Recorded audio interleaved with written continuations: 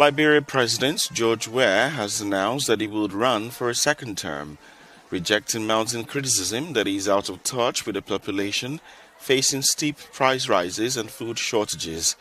The election is slated for October 10 in the West African country. My fellow citizens, I will be coming to you shortly to ask you to renew for a second time the mandate that you gave me 6 years ago. As we stand here today, let me assure you that the state of our nation is strong. The state of our nation is stable. The state of our nation is vibrant. The state of our nation is useful. The state of our nation is peaceful and secure. We intend to keep it this way. The 56-year-old Weah was the government know. A letter was written in deception.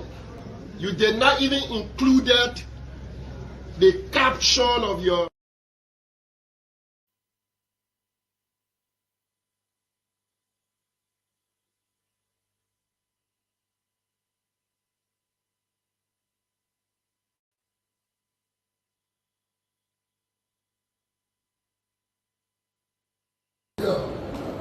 You understand? And they thought that, and how somebody can do that? But George Weah, what do people love? And the Muslims will love you. Going outside, nobody will go outside. Because we're not protesting, we're not thinking. You understand? Because you can't meet what you thought you can do, you laugh on small bosses and they steal money for you.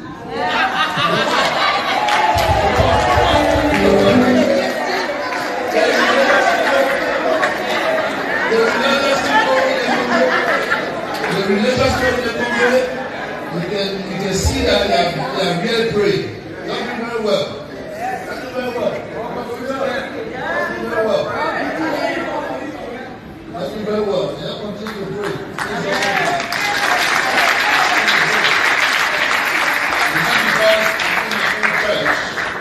They have to go and do my own church.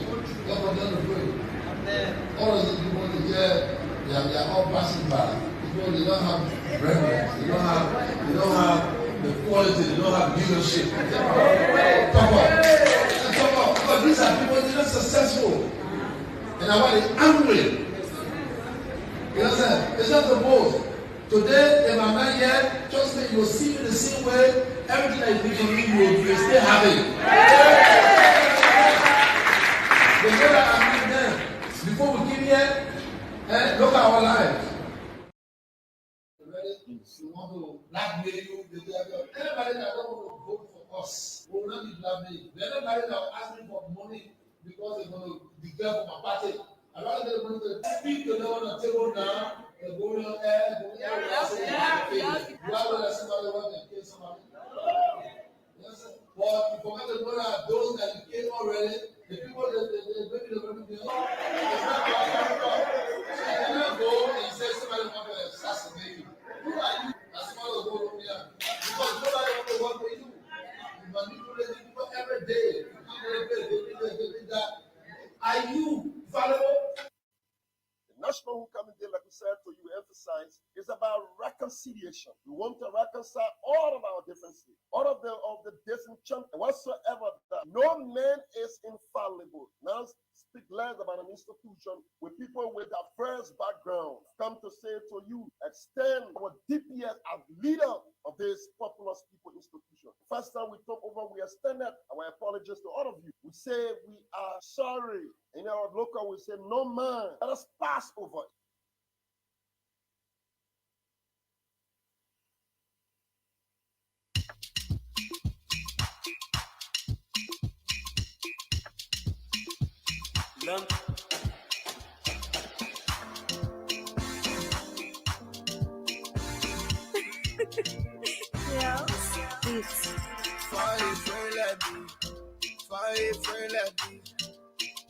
If you not want betrayal, find a friend like me. Find a friend like me. Find a friend like me. If you now want betray, find a friend like me. Bombe oh, find a friend like me. Bombe jene oh, find a friend like me. Bombe, find a friend like me. Bombe jene oh, find a friend like me. Okay, so we have barely 8 months to go to the polls in our country, to go to our general and presidential elections here in Liberia. We do see a lot of pseudo campaigning or underground campaigning ongoing. Some people even doing underground campaigning, ongoing in the country, and yet and still the NEC has been tight-lipped. And I remember a last interview with the chairperson of the National Elections Commission, Madam Deviata Lasana Brown.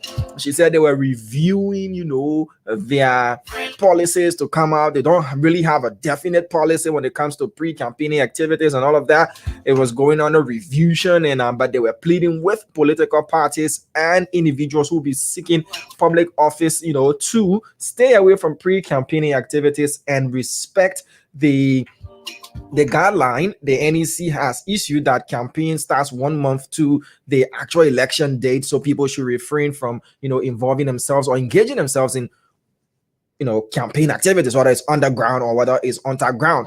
And as I said, we're gearing towards election in our country, and we see a lot of things happening. I've been following the debate on social media, where people have been talking about this.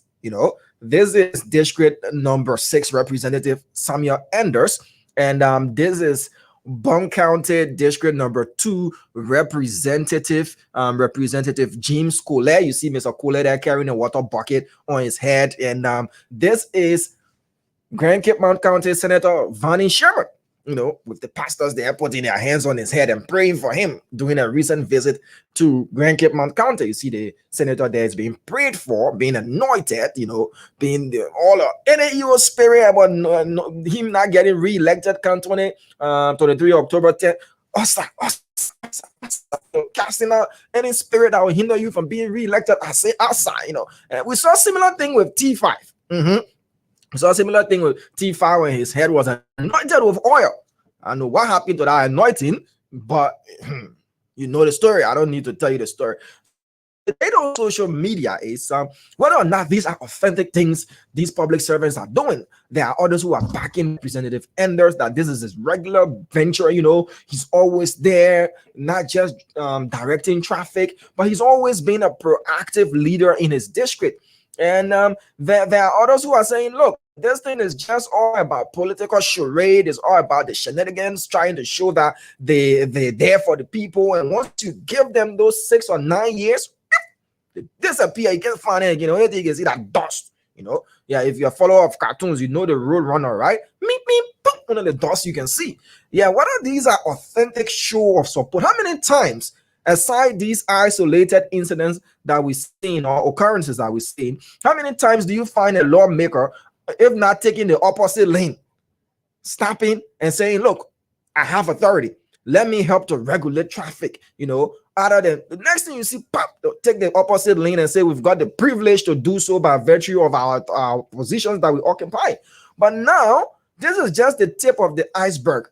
We'll see a lot of these things happening. I told you one time earlier this year, I saw a politician helping an elderly lady to beat Kaya. I'm like, what? With your well-manicured hand, you there beating Kaya.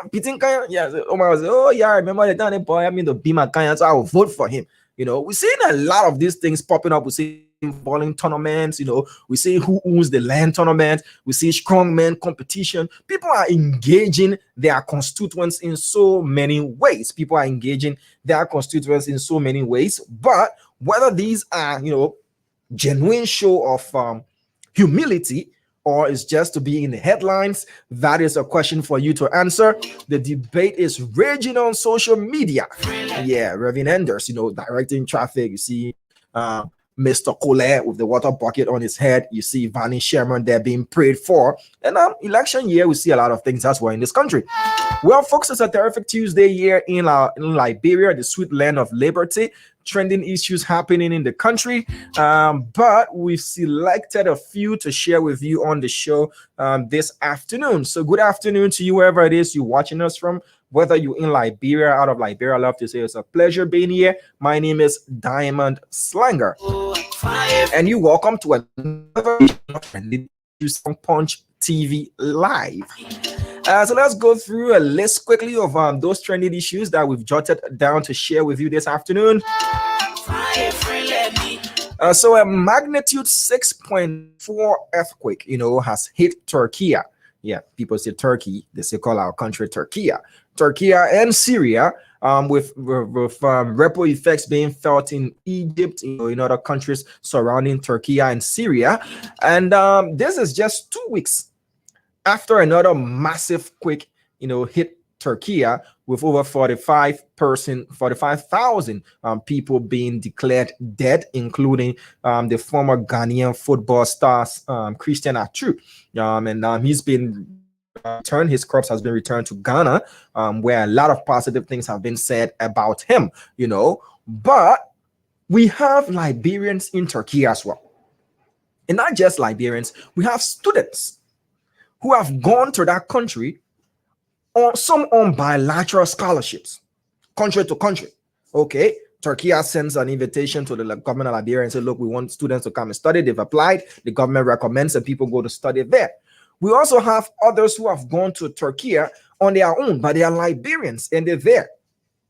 And since the earthquake struck, the first one struck some 2 weeks ago on the 6th of February, our government issued a statement of consolidation, saying, look, we want to console you. We're sorry. We are extending our sympathies with the people of Turkey and Syria.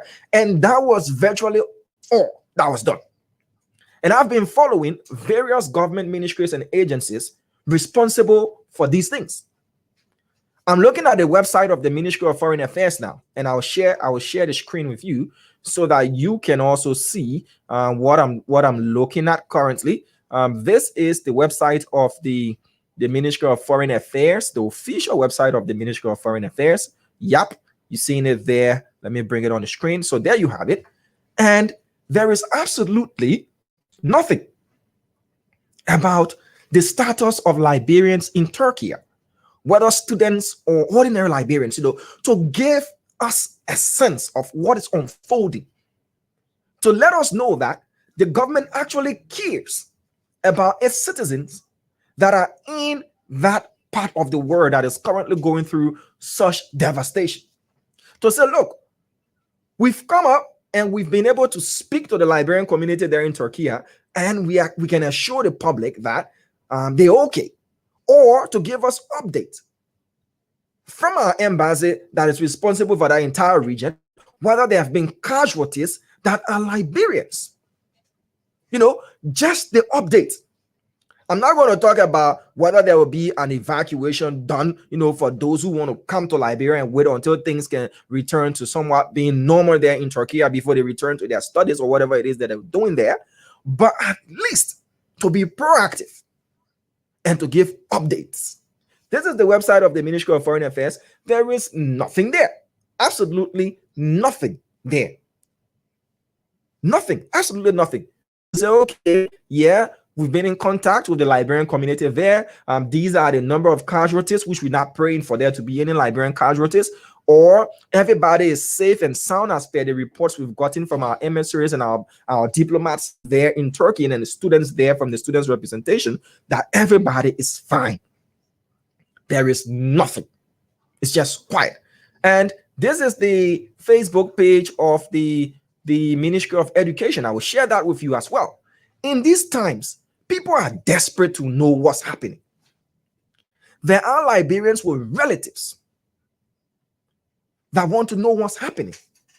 Some might not be able to reach their relatives, but if the government, with all of its sophistication, with all of its connections, cannot come up and update its citizenry, on the status and the welfare of those Liberians that are in Turkey, then it's a serious thing.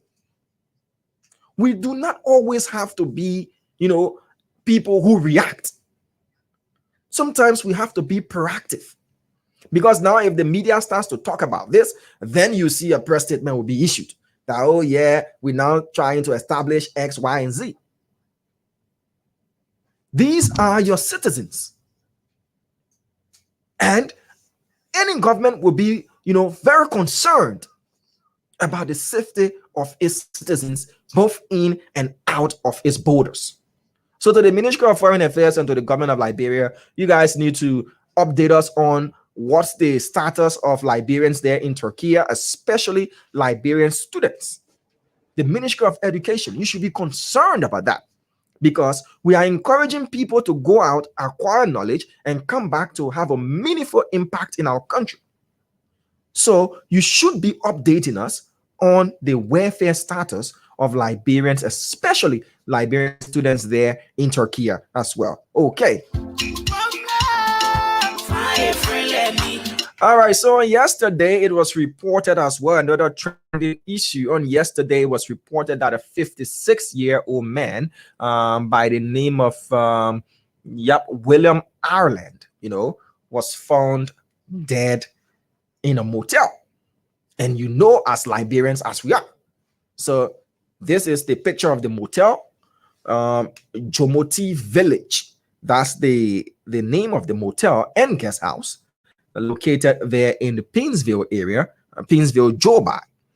And we've seen a lot of different stories on social media, and we are not a tabloid newspaper or a tabloid news outlet that, delves on gossip and hearsay and all of that. So we've been wanting to get proper story, an investigated version as to what happened, because people say, oh, it's a motel. Yeah. So that means he probably went there to do some clandestine act or something else, because it's a motel. People started to insinuate and say a lot of things, that the late Mr. Ireland, who's 56 years old, went there with a secret lover, allegedly, and things went out of hand, and a lot of things people had to say. So to bring you an investigative fact-finding report, we'll be talking to Mr. J. Max Ottaway Bill Dix. He is the founder and CEO of Vision Online Television.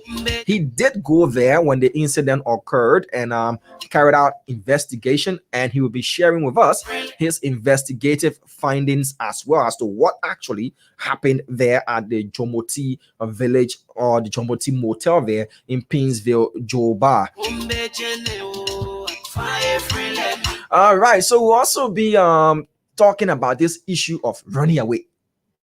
Yeah, when you go on government trips or you go on some foreign mission or you even go for a church program, people tend to run away. They don't come back. They don't return at all. Say that me supposed to come to Liberia after I've seen a better country. It's even pre-planned. Some people plan it already ahead of time, that when they go in, they are never ever going to return until maybe later years. Then they'll return to Liberia. And the latest case has got to do with an employee of the Liberia Land Authority. Is said to have dropped it and wrapped it in Sweden, where he went, as a delegate of the Liberia Land Authority there in Sweden to attend a workshop. And it said that he's nowhere to be found. Allegedly, he has absconded and said, me, I'm coming back to Liberia just now. But he's being held by others as it was a great decision, deciding not to return to the country. And there are others who are of the mindset that, look, what you're doing, it has got negative, implications, not just for you, but for other Liberians who might want to apply for visas and they might be denied because this trend of acquiring visa, going for a workshop or whatever seminar, whatever purpose of your visit, and not returning. Whether this is going to cause a serious problem, we'll be looking at some of the implications of dropping it and wrapping it when you've been given a visa to another country and you do not return. You choose not to return. What are the negative ramifications of doing so. Fire friend. We'll also be going to beautiful Grand Cape Mount County this afternoon, not to enjoy the beautiful scenery there from Grand Cape Mount County, but there seems to be a not so beautiful scene unfolding there in Grand Cape Mount County.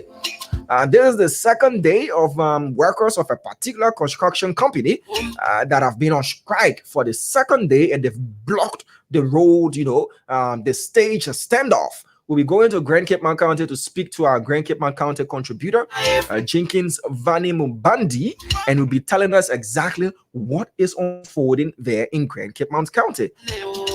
Fire friend. Also in Grand Cape Mount County, a couple of days ago, over 100 students were trucked. And this is a story that really touched my heart when I saw it. Over hundreds of students, were trucked to go for a football match against another school in Robertsport. They were literally put in the bucket of a dump truck. Yeah, cargo carrying truck. They were literally put there in the bucket. And that truck, rolled over. And some of those students were injured. Good news is there were no fatalities, but it's actually alarming. And this is not just limited to Grand Cape Mount County, my people. Sometimes as a parent, you have to be vigilant. You have to be proactive. You have to speak out against some of these things. Some parents only pay fees. Oh, the child comes from school. Oh, Papa, Mama, the school say we should pay, 500 going on a field trip. 500. Oh, okay. Yeah, the 500. Yeah. And they don't do follow up. They don't do nothing. They don't even go on the campus to say, okay, fine. Our kids are going on a field trip. Let's see what vehicle you are putting them on board. The running condition, the overall condition of these vehicles. Right here in Monrovia City, if you see some of the buses that school put our children on board to go for field trips, it's scary. You look at a bus that is literally into shambles, rust here and there, corrosion all over, is smoking so badly, and then you pile our children on top like sardines and you take them for field trips. I've seen on many occasions these buses breaking down and the children will be left stranded on the road, which is another dangerous scenario. Like, what is the PTA for? Some parents, you have to be vigilant. You have to be on the school's neck. It's not because you know a lot, but because you want your child and other children to be safe. I don't even see here in Liberia that if these trips are ongoing, there will be a representation from the PTA. Some parents will be designated to follow up on the trip to see what is happening. The mode of transporting our children from one point to another by schools is something that needs serious attention. So these kids were put in the trunk, not in the trunk, in the bucket of a truck, and were taken from Robertsport, from their village initially to Robertsport, and they were on their way back, and this truck, had an accident and turned over, and these kids were on board. Thankfully, again, none of them died, but it's an eye-opener. We'll be speaking to Jenkins Vani Mubandi as well. He'll be giving us updates on the health conditions of those school children who were involved in that accident. We'll also be going to the land of hospitality, Grand Bassa County, not because we want to enjoy the hospitality. Seeing reports there from Grand Bassa County are not so hospitable. What we're hearing is there's a serious rift ongoing between Grand Bassa County Superintendent Janje Baple and some of his former supporters that has led to allegations of corruption being leveled, allegations of misappropriation of public funds, leading to a lawsuit in the courts there in Grand Bassa County, and so much more. There is also an allegation against representative aspirant Councillor Charlene Bromskin there on the issue of assault, where she's been accused by others of ordering her driver to beat on a pastor for allegedly just taking her picture. Well, King Brown, our Grand Bassa County correspondent, is going to give us all the latest from the port city of Buchanan there in Grand Bassa County. Also on the show, we'll be playing host to a presidential aspirant in person of Mijistu Wolokoli. Mijistu Eddie Wolokoli. He will be our guest at 5 p.m. on the show to tell us why he should be elected as the president of Liberia come October 10, 2023. He'll be having a conversation with us to tell us his manifesto, his plans for the country, surrounding empowerment, employment, job creation, a lot of other things that he thinks his administration is going to do far, far better for the people of Liberia than this current administration and any other government. And talking about re-election, we'll be speaking to the guys from the Abandoned Seditions Against President Weah re-election bid. They'll be joining us in the studio. They say they are seditions, but they've been abandoned and they are against the re-election bid of President Weah. Why the change of mind? Why the flipping of sides? And why now they're standing in the way of President Weah's re-election bid? These guys from the Abandoned Seditions Against President Weah's re-election bid will be our guests somewhere for a year on the show. So once again, it's trending issues here on Punch TV Live. Let me say good afternoon to you, Yekezi Zwogbe. Thank you for the compliment. Good afternoon to you, Yekezi Zwogbe. Let me say good afternoon to Fomba Ye says good afternoon, Punch TV. I'm following your show from Claretown. That's good to know. Mr. Johnson Dan Jr. is also watching us from Ganta City there in Nimba County, where it has been reported that an alleged notorious armed robber has been arrested there by the Liberia National Police Detachment in Ganta City, Nimba County. And it said that residents of that city and other parts of Nimba County, they're able now to breathe a sigh of relief that this guy has been arrested. He's known allegedly to be a very, very notorious guy there in the Ganta area. Well, let me say good afternoon to George Woleto. Says good afternoon. I'm watching from Sano County Government Camp, and God bless the people of Liberia. All right. This name looks Russian, so I'm not going to pronounce or attempt pronouncing it. Good afternoon to Amos Matadi, who's watching us from Pipeline Logan Town there in Pipeline Logan Town. Yep, okay. He's watching us from there. Papi Keita is also following us from Dupont Road, as well as Nimba Pekin, who's also following us on this show. So let's go now and get Mr. J. Max Bill Dix on the line to tell us what exactly his investigation uncovered concerning the death of the 56-year-old man identified as Mr. Ireland, who was found dead in a guest house there in the Pinsville area. So we're trying to get Mr. Bill Dix on the line to tell us exactly what his investigation unearthed surrounding the death of Mr. Ireland. Once we can get him on the line quickly to share with us the findings there, as there's people who've said that Mr. Ireland, had a lot of things to do. There's something sinister, according to those people. We already have in studio the guys from the Abandoned Seditions Against President Weah re-election bid 2023. They also here. We'll take them as well, and we'll run through the other trending issues unfolding here in the country. So Mr. Dix is going to join us later. We'll take the Abandoned Seditions first to tell us why they are against President Weah's re-election bid. So while we're getting them settled in, let's play this audio that was from the now Secretary General of the ruling party, Mayor of Monrovia, Mayor Jefferson Koji, calling on all seditions to return to base. Yes, that there's going to be a national homecoming, and all seditions, including these guys who said they have been abandoned, to return to base.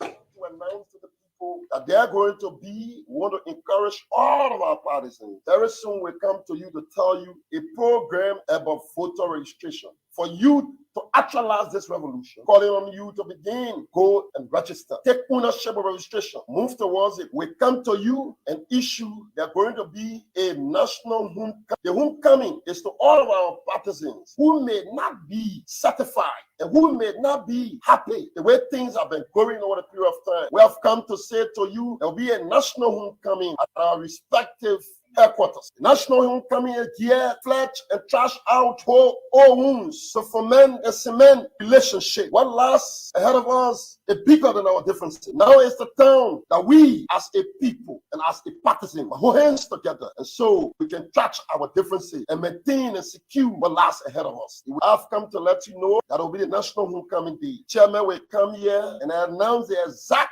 time, date and time, venue where the event will be taking place. But our duty is to tell you first that our partisans can begin to warm up for the National Homecoming Day. The National Homecoming Day, like we said to you, we emphasize, is about reconciliation. We want to reconcile all of our differences, all of the differences. That no man is infallible. Now speak less about an institution with people with diverse backgrounds. Come to say to you, extend our DPS as leader of this populous people institution. The first time we took over, we extended our apologies to all of you. We say we are sorry. In our local, we say, no man, let us pass over it. Let us move. Let us reflect the purpose of the establishment of the Populous People Revolution. What was this institution established for? And what left to be accomplished? Let not allow your personal anger and differences will overwhelm you and prevent you from contributing and participating in the Populous People Revolution to secure and maintain our country. So there you have it. The Monrovia City Mayor, and he's the Secretary General of the CDC now, former youth chairman, Mayor Jefferson Koji, calling on all citizens to return to base, that there's going to be a National Homecoming Day. And he says, no man, you're sorry. Don't allow your personal, situation or whatever it is to deter you from voting for this party.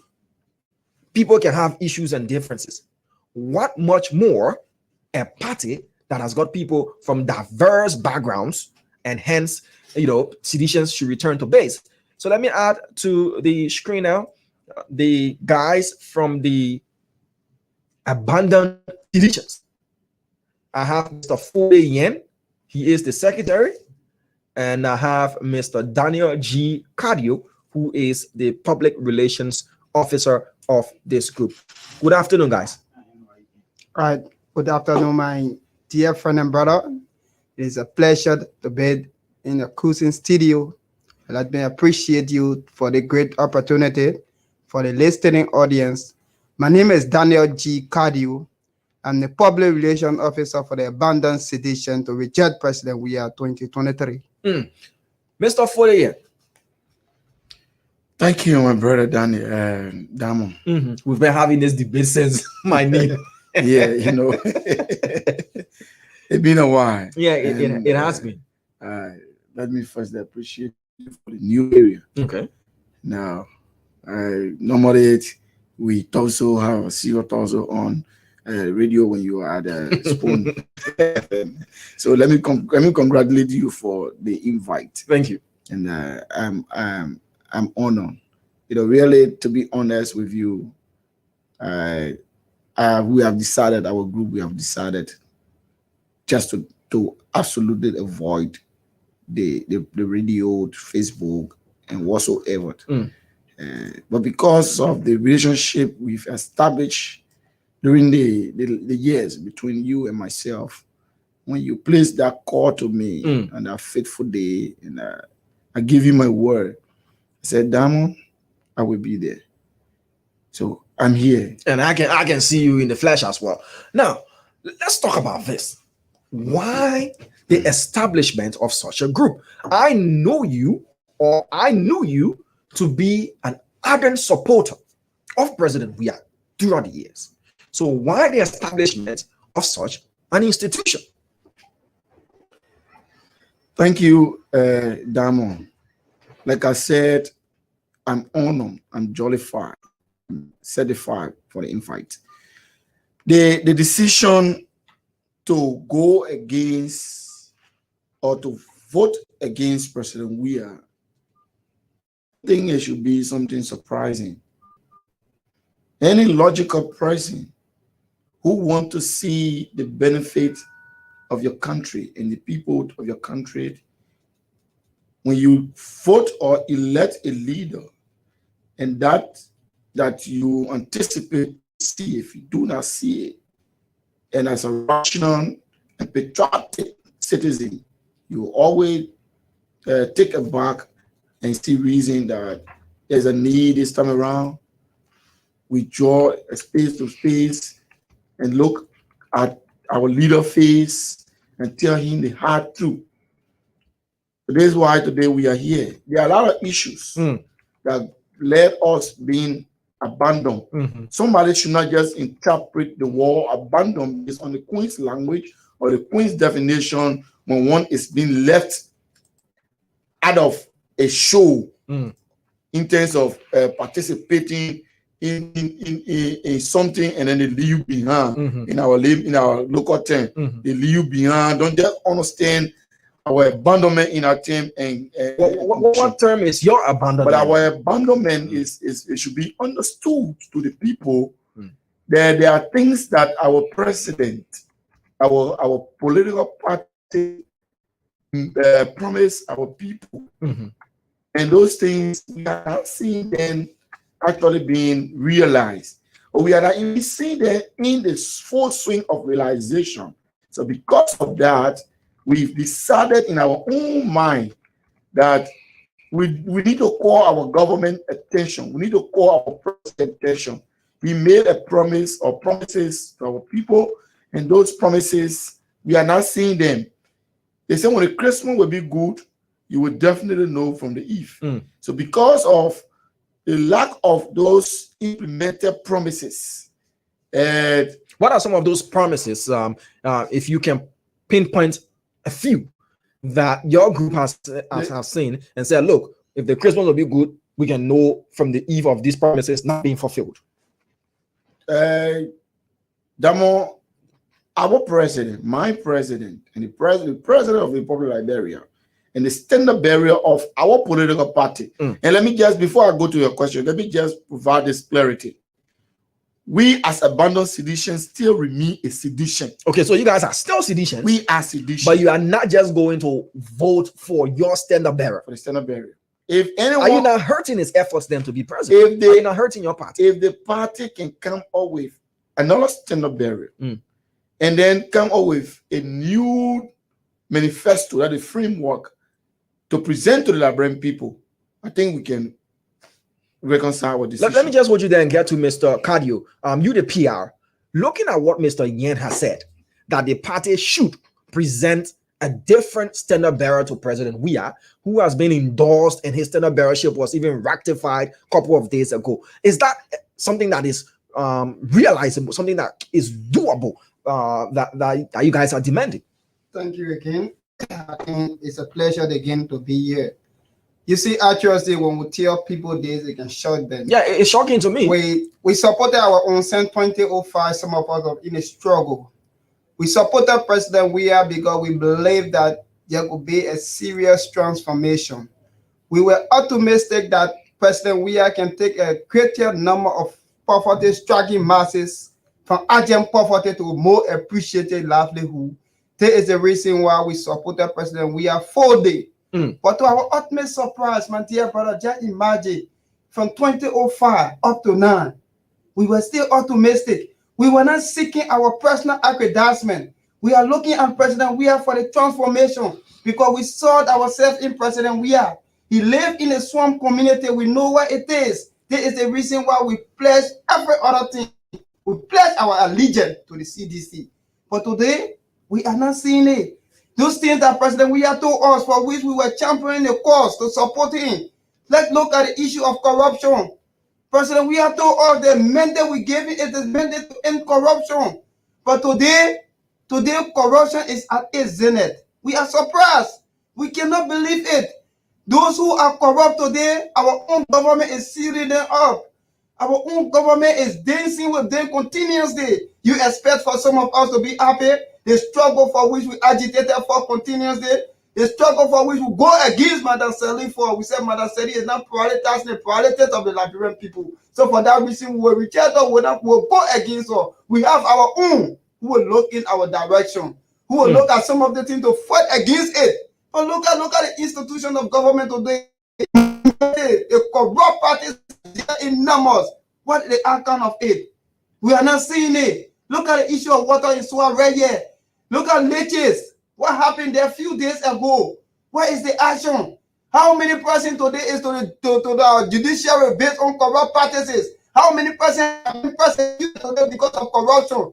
To our ultimate surprise, our partners, the United States, must come in to see some of our kitchen cabinet to be corrupt. Up to now, we are not seeing the action of our own. We are not seeing the action of president. That is not what we voted you for.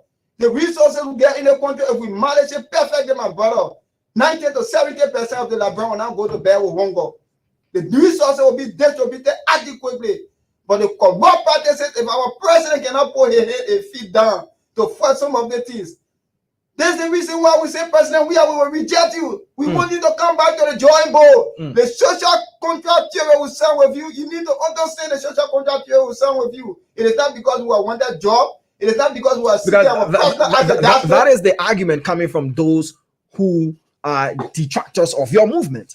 That you guys wanted jobs, you were not given the jobs, and hence you people have decided to form this quote-unquote very antagonistic movement against President Weah.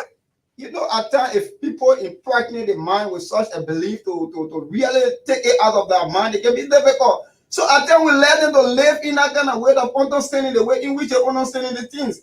But what we're saying to the Liberian people, are they not actuality? Are they not truth? These are questions people need to be asking us. If it's not truth, if what we are saying is far from present day reality, then you question our integrity pertaining to this. But it is not because they say, cardio one job. No. The corrupt parties that we are talking about, are they not visible? Are they not glaring? Are we not seeing it in our own government? Where is the action? How many persons today to the judiciary based on corrupt practices? How many persons behind bars today because of corruption? How many persons property have been confiscated today because of corruption? Are we not seeing this thing, my brother?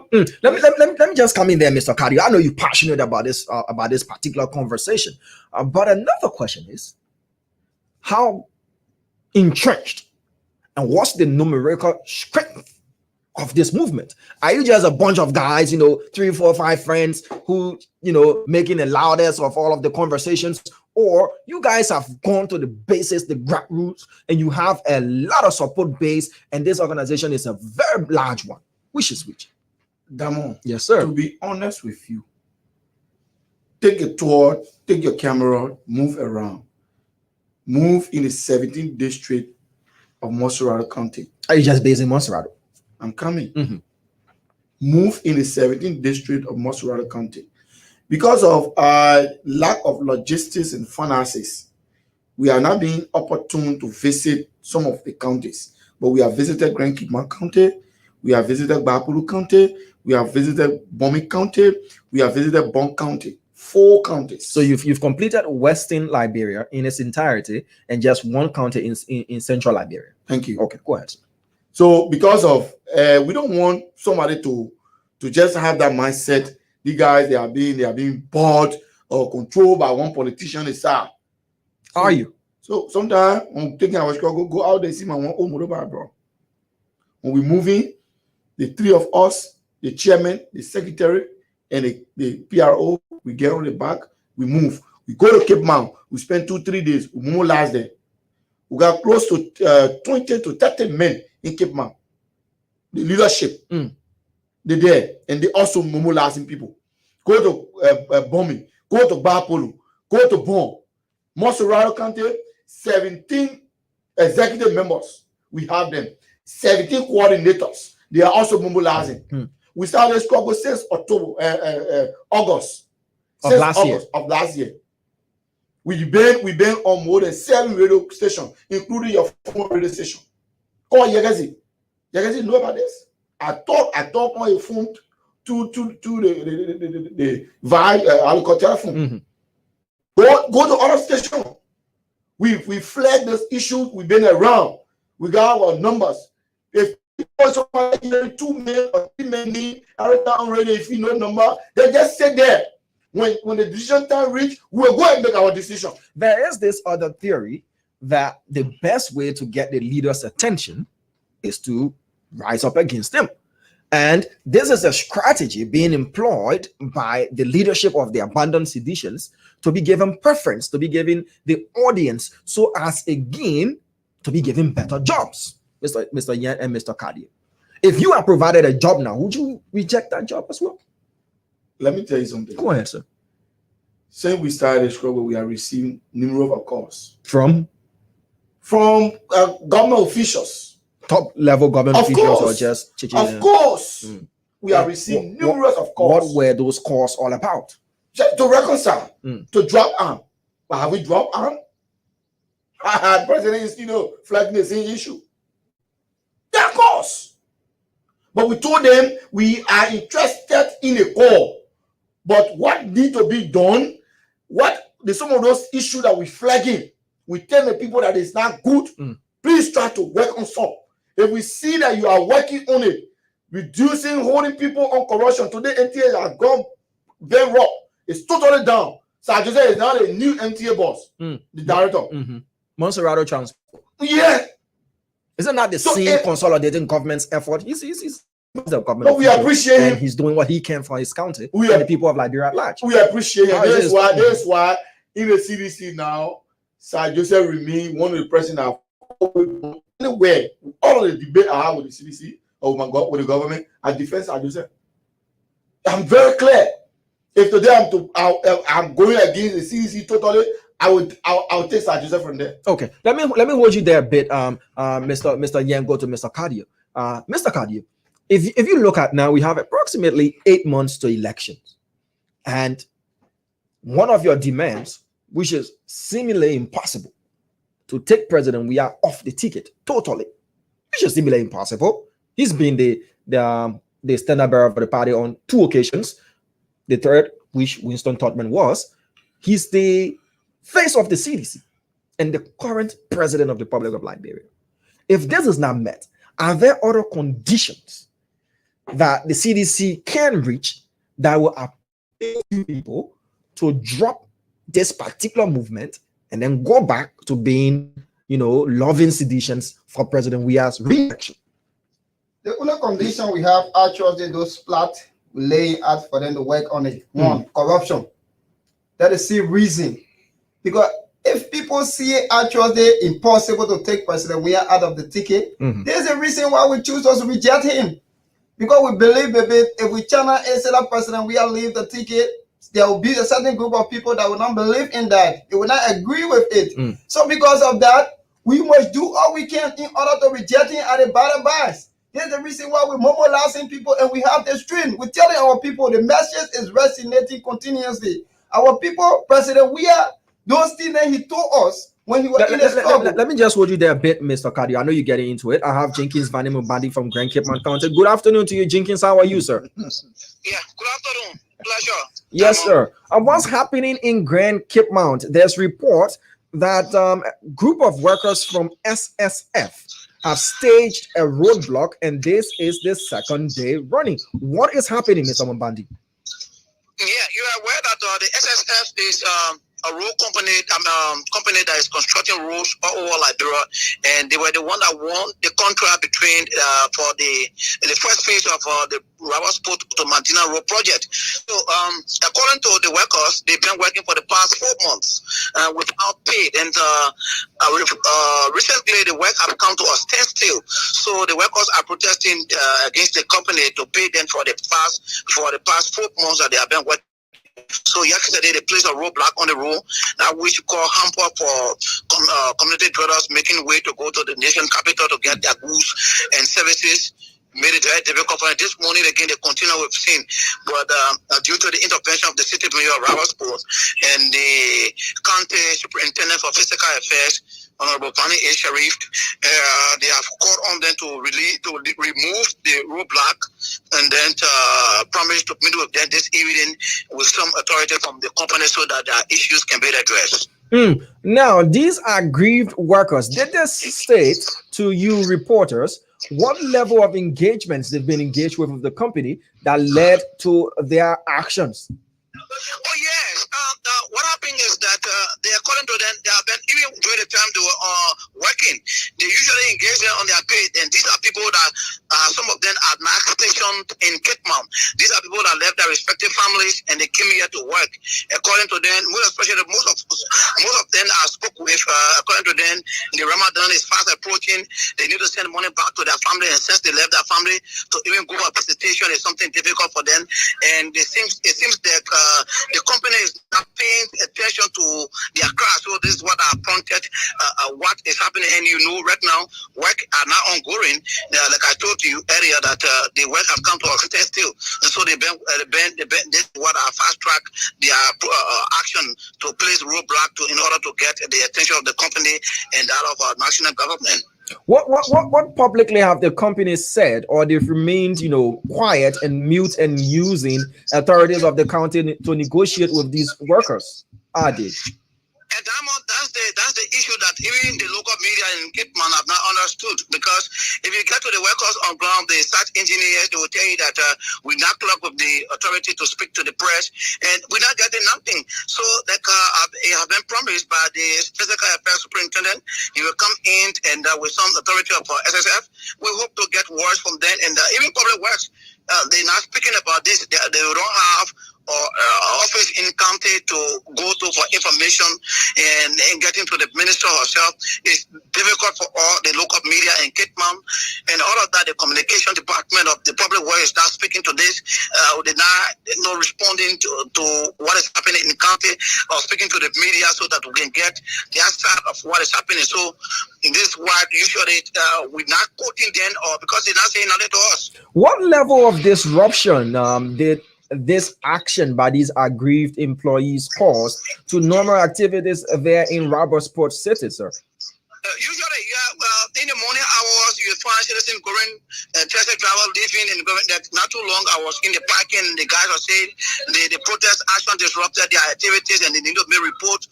Even the business community is complaining, and also everybody, you go to bed, you're thinking that tomorrow morning as to whether you go to town because of the protest action or because of what is happening on the road. So everybody's not as normal as it should be, and people living in fear and all of that. Was there any sort of police intervention during these 2 days of roadblock and protesting by aggrieved SSF employees?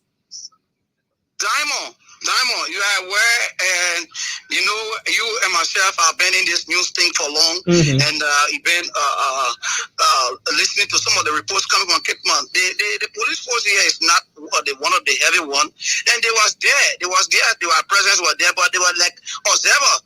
On the process, they were not there to stop what was ongoing, because, like I said, the manpower is low and all of that. Okay. To another issue quickly, Mr. Mumbandi. I saw you reporting on the issue of an accident that involved over 100 students there on their way back from Robertsport after attending a sports event. What's the status of those students there? I know there were no fatalities, but you want to just briefly tell us how and what happened? Yeah, exactly. The Dambala Public School is a school in Papa District. Papa is one of the 5 administrative districts in Grand Cape Town County. And Dambala, according to what I've gathered, was just promoted to a 12th grade this year. They just running a 12th grade this year. And so they decided to do outing activities with the Robertsport High School. And when they came for that 2 day sporting activities, after which they were on their way back, and in your truck, a 10-tire truck, and the truck lose control along the Robertsport Medina Road between Toso and that of Semehum, and they dumped those cakes along the road, and some of them got seriously wounded, and they were taken to the St. Timothy Government Hospital with the help of the Education Authority in county, most especially Mr. Elijah Friedman, who happens to be the county CEO. And all our authorities, they manage, the health authorities, they cater to them. They are coming on well. They are responding to treatment. I'm told that some of them, 3 of them were transferred to the nation's capital for further treatment. And the other one are back in Damala. And that was confirmed by the PTA of Damala that they received the rest of the students. And they run the process to the health authority. Yes, indeed. So that's the status currently. And like I said, I'm told that 3 of the students that got wounded are being transferred to the nation's capital for improved treatment.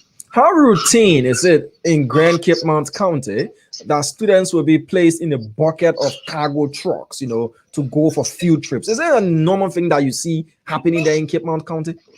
Very normal, very, very normal, and most especially to how to reach area. Yes, that's been a very normal thing in Cape Mount. You see people, students in buses, in motos and trucks and all of that. Yeah, it's a normal thing, but this was just one of the unfortunate one in Grand Cape Mount County. Okay.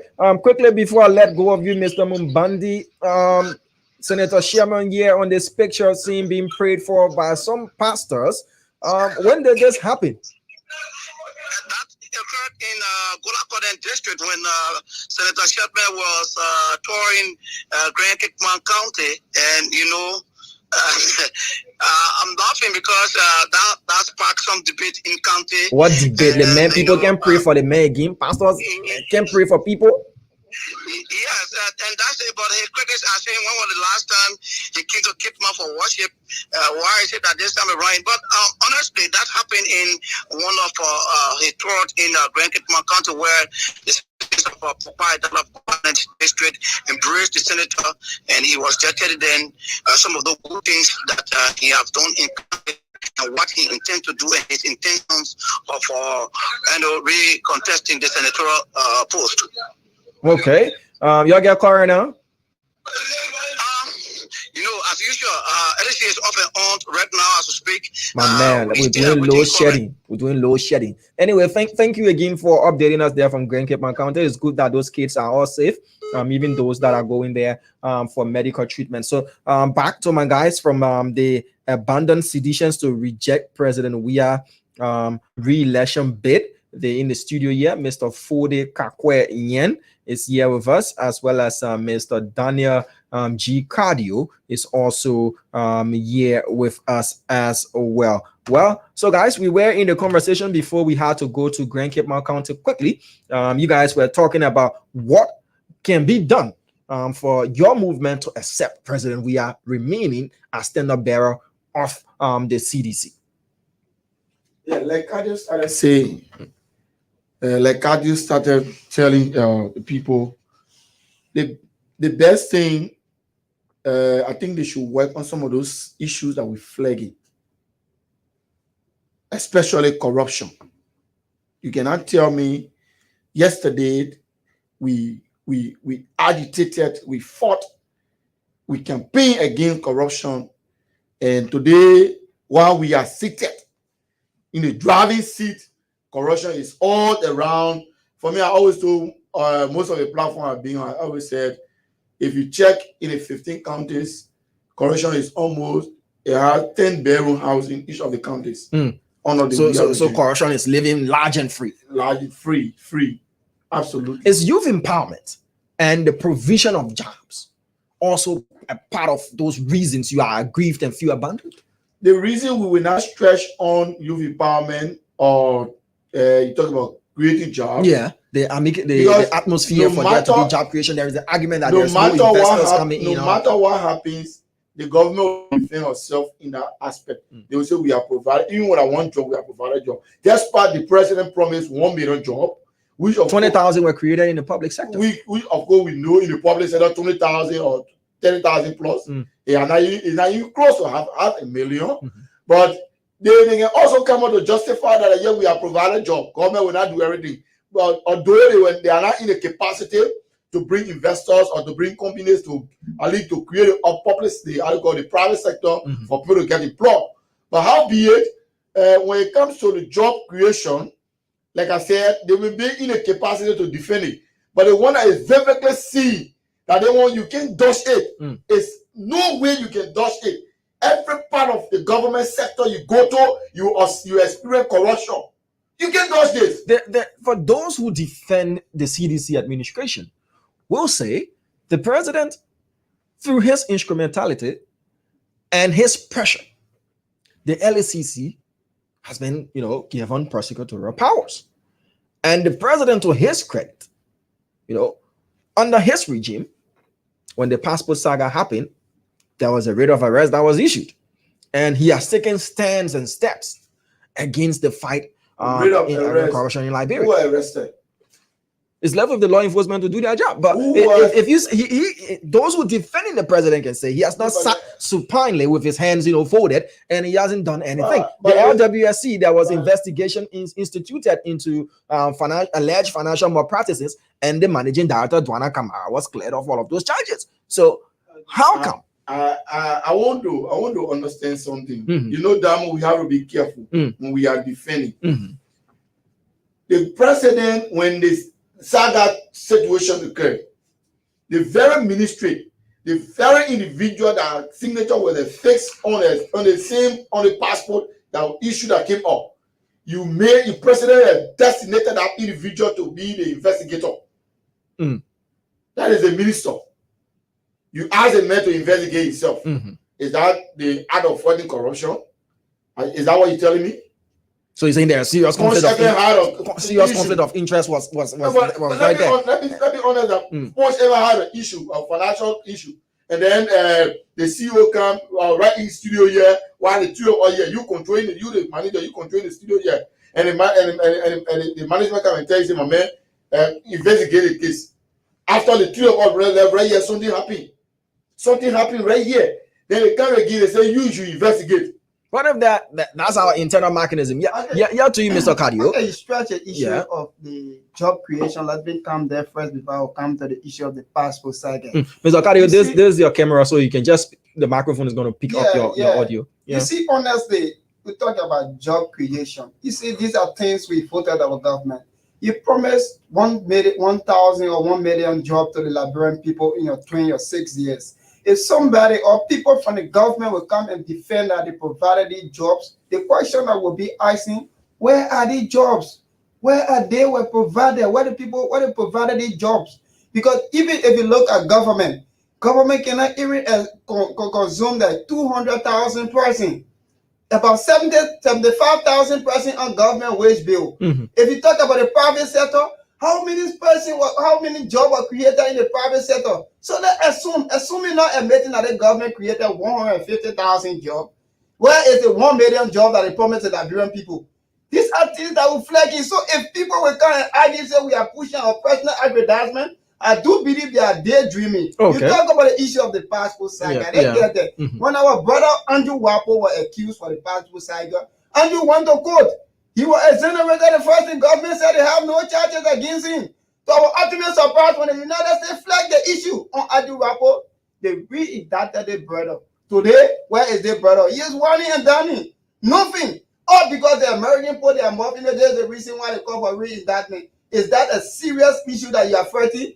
You are not making mockery. Is that provocation you make out of the Liberian people that go to the pool to vote for you? So few days ago, see passport saga occurred again. The president tell the minister to investigate, bring out the report to him. Since then, my dear brother, you can hear it. So what would you guys do? Now, this is a very crucial question. Are you going to abstain from voting for the CDC, you and all of your members of your group, or you are going to vote for an alternative to the CDC? What would you do come October 10, 2023? The first thing we are telling our members, there's a reason why we need people. We are building all the stream continuously, and people are buying in the articulation because it's resonating on grounds that the performance of the government is not in the interest of the people. So what we will do, if this thing continue, if they can work on it, definitely we have no alternative, but we will reject. There's the reason why how are you going to reject them? Reject President not voting or voting against him. If that time reaches, we will decide as a body. We get so many ways to reject. The first thing we get an institution. If the institution will go back there and say we should esteem, that's another form of rejecting. If they say we should go there and vote for another person, that's another form of rejecting. So we will go back to the drawing board to see how best to make that decision, if we can esteem from the president, or if we will go to the president, but we say this is our own, we don't want him, let's look for another alternative. The body will decide that. Okay. But President, we are our government. We love the government. Since 2005, we've been with the government. We agitated about the government. But the way in which they are proceeding, but dear brother, they are not proceeding in a way, a manner in which we expect them to proceed. The Secretary General of the CDC has announced, he has not given a particular date as to when the homecoming is going to happen, but he has said And you guys listen to the clip, I can play it again, where there will be a National Homecoming Day, where all of you will sit, express yourselves, trash out your differences, shake hands, and move forward. Do you think your group is willing to attend such a homecoming?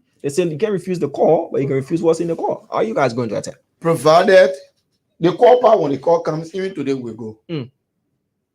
But our demands, the demands of the Liberian people, if they are not being met, trust me, Damo, you've been monitoring me for the past 4-5 years on radio. When I tell you say this, that this, and this, I don't miss my word. This is why when I'm supporting you, I support you with my everything. I don't care what you provide for me. Since it says easy to part, they're not giving me a cent. But I've been defending them from 2018 up to 2022. So I have no regret of supporting them. But my decision, the decision we took now, I also have no regret. But if the call comes, we will all go and sit. And as the Secretary General, you're not a runner of the government. You just have a proportion, that position in the government. But this is what needs to be done. You have the ability to change it. All those people that were indicted, let go to them. Let investigate them. If they are guilty, let prosecute them. Are you prepared to do so? Are you prepared to provide a job? It's not 1 million job. Are you prepared to provide job that Liberia will have place to live? Are you prepared to make Liberia to be a middle income country like the president said? I can remember when you read the president vision statement, he said Liberia will change from low income to a middle income country. So we ask the mayor if they are prepared to make Liberia a middle income country. We will ask the mayor if they are prepared to make goods and services affordable for us, the privilege. That's what was written in the president's vision statement. Are you guys not afraid? There's been this talk that he who goes against government sometimes pays the ultimate price. Are you guys not fearful for your lives? And if so, don't you receive calls to stand down all of that? Have you received any threatening calls or text messages? Do you fear for your lives in the general context? Do you? The first thing for now, we will not be on the radio to lie to say we receive text to threaten our life. Text or call, anyway. We will not lie on that, honestly. But the issue of fear, honestly, for us, we are not fearful. We have no level of fear. We have no level of fear because we know it is the truth. Fearless men. Very, very fearless. Fearless men. There is the truth. When we are speaking the truth, we're not looking for something probably to just lie on your name. We have no level of fear. We're telling the people what it is right, and they should listen. They should be able to buy in what we're telling them, and they know it is the right thing. So any other thing they have on their sleeve, maybe the thing that will be fear, will have some level of fear for them. They are daydreaming. My dear brother, we have no level of fear. There's our country. Do you still go to the CDC headquarters freely? You know, with this tag of being abandoned citizens and you rejecting president, we as president. Do you go on the compounds of the citizens? You also if anything happens to you, you'll be but I turn to that's far we will have no level of fear. But you know, terror management. We should use the precautionary method. Terror management. We should use the precautionary method. We So should just since the formation, let me just share this. Have you gone back to the headquarters there? Are you guys even welcome? Let me just share this with you. A joke. We met in a CDC gallery. Let me just call it CDC because bulk of the guys that were there were sedition. And when one or two recognized me as the Secretary General of the Abandoned Sedition to Richard Weah, the guy said, in fact, the girl that was there, she get pissed off with me seriously. Why should I bring the party to public disrepute? I said, how are you going public disrepute? If the government that I love, the party that I love so dearly, and the party takes power, state power, and promise the people that we will do this, we will do that, and they are not doing it, we're not seeing it. So you want me to be disingenuous to my country? I must be sincere. This one made me to be a patriot. And in fact, the guy told me, you the day I will see you, even passing in from the party headquarters, I will make a minute to be you. So I get to you that thing. You haven't gone back to the party headquarters? No, I have no issue with the party headquarters. But when was the last time you went there?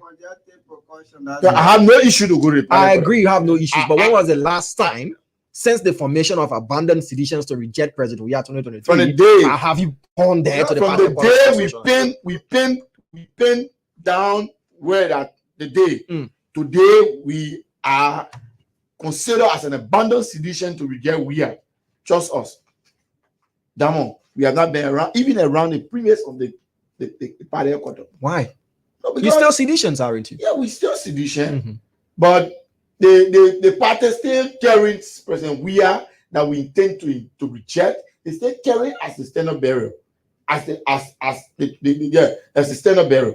They still carrying him as a president. So for the fact that we have come up with a decision to reject him, if for any reason you will find yourself around that perimeter, anything happen to you, you bring yourself. Understand that the people stay in power. The government stay in power. So would you the government got all the security. Would you guys, if you were approached by an opposition party, now look guys, since you disappointed, you abandoned, and you don't want to re-elect President Weah, come on board. This is what we have. We will fight against corruption. They tell you all of those things, showing you vivid evidence in their manifesto or whatever they present to you. Are you guys willing to work with another party? Damo, honestly, you see, it's one of our disappointment. We are seriously disappointed in a sense of the issue of the opposition in the country. The opposition behavior, there's a reason why the government is proceeding the way in which they are proceeding. Which behavior specifically? If the opposition actually put their feet down and draw the government to attention, definitely they will not do what they are doing. Look at the opposition. They are fighting among each other. When they found out that CPP, can you imagine the government was trimming? The government understands that definitely there was going to be a one-time government if the CPP won. So we expected the opposition in that direction, directly to put themselves together, because the Liberian people see that as the next alternative government in waiting. The Liberian people saw them as people that were going to deliver them out of the hands of President Weah. But look at the attitude they are putting. They are fighting among themselves today. Where is the CPP? Where is the CPP that the Liberian people expected to take power? Just as Yuma Boga on the other hand, Edison Kumi on the other hand, Bena Yue on the other hand, they are tearing each other down on a daily basis. So if the opposition is able to unite, and you guys see that it's a legitimate unification, will you guys go over, or you still be hoping that your party can turn things around before election day? Yes, sir. Damo, the only hope President Weah his supporter have that he will win 2023 is based on the disorganization of the opposition. That's all. That's the only hope President Weah have now. But President Weah knows very well that the possibility of him becoming one-term president is very easy. You have seen that very easy, but because of the disunity and the disorganization and unity of the CDP, the opposition together, President Weah again still have that belief that we can make it. Okay. But like my brother said, if the guys can put themselves together, I want pressing that really, when I was supposed to see this in 2019, 2018, when the CPP came together, I want person that really got a friend. But there were results you saw from the 2020 senatorial election. I saw the results. So when I saw literally the test organ at CPP, I felt disappointed. And I knew that they gave him room to present. We are second thing. Okay. So guys, we're about to wrap up. We're about to wrap up quickly. Though you guys didn't answer the question in its totality, whether or not the opposition, if they're able to put their house in order, you be going to that side, or it's a strategic until they can do so. Answer that you guys don't want to divulge yet. Until they can do so, because for me, I know that the anxiety of Alexander Cummings becoming president is hard, like from year heaven. Have you tested it? It's too hard. Alexander Cummings' anxiety of becoming president is too hard. And Joe Boakai, the supporter of Joe Boakai, may not be Joe Boakai himself, but the supporter of Joe Boakai, the anxiety of making Joe Boakai a president, a far from here beyond heaven. I'm telling you. So to see the people coming together to work to be president. We are a one-term president. That's why it's difficult. All right. But there are other new faces that will come. We hearing strange names. And I believe when those strange names comes, they put themselves together. They can Joe Bunker and we are Joe Cummins and Joe Bunker. They are not the two faces that K1 begin president. We are one-term president. All right. You get Jeremiah Kune coming. You get other people coming. You get Gongo there. If this guy can come and put themselves together and just forget about the Joe Bunker and Cummins and leader with that division, I can take for free president. We can still be a one-term president. All right. So thank you so much for the Kakwe, the political yen.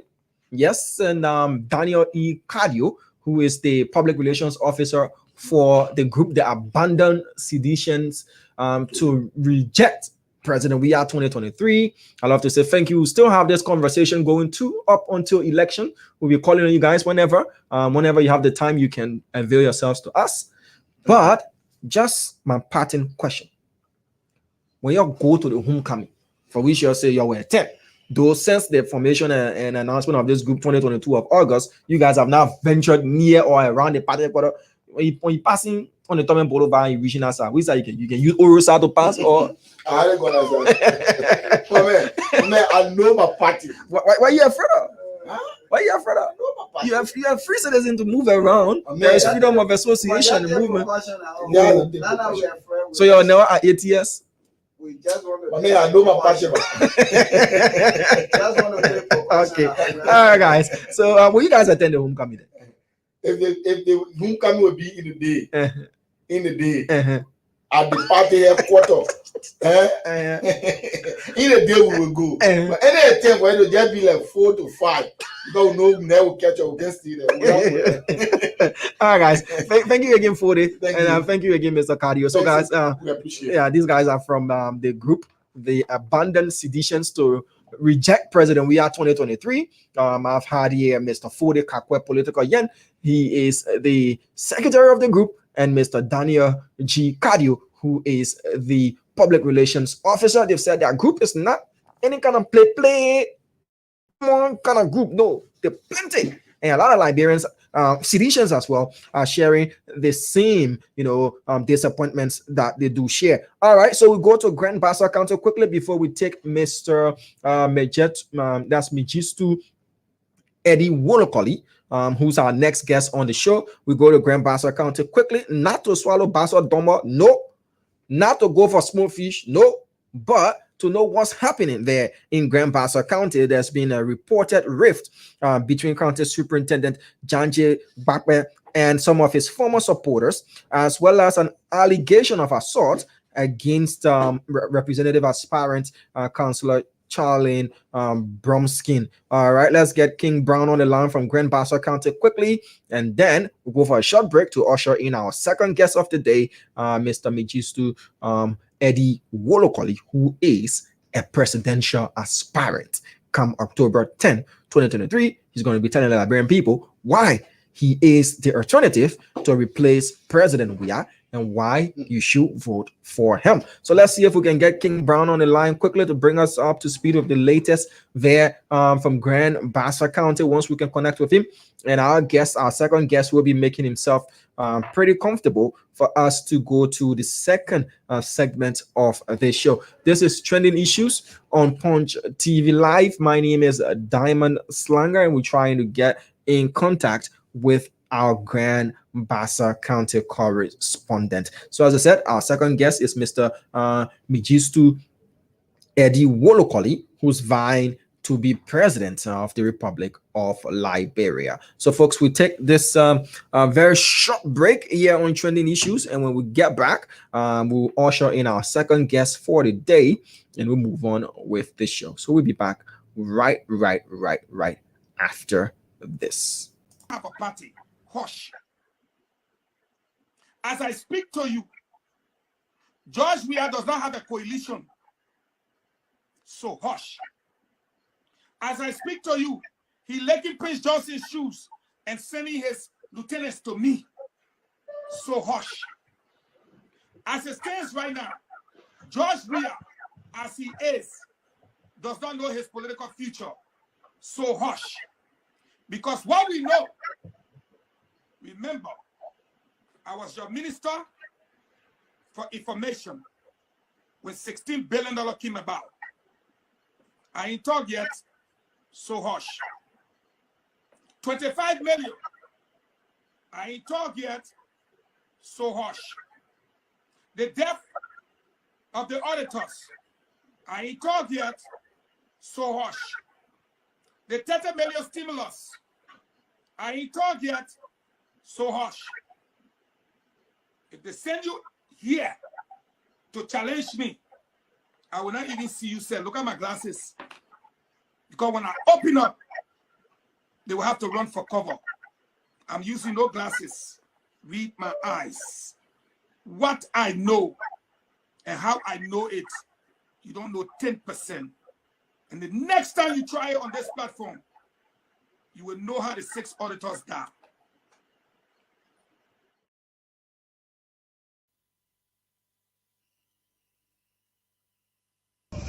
We have our triangle from way back. Our triangle from way back. Then why, if you destroy it, destroy everything. The triangle is in the pose of the boy that really go and reap it. Yeah, that's the yes. From it. That's the example. I've been far from the channel why the sample is there. The channel fee. Hey, what is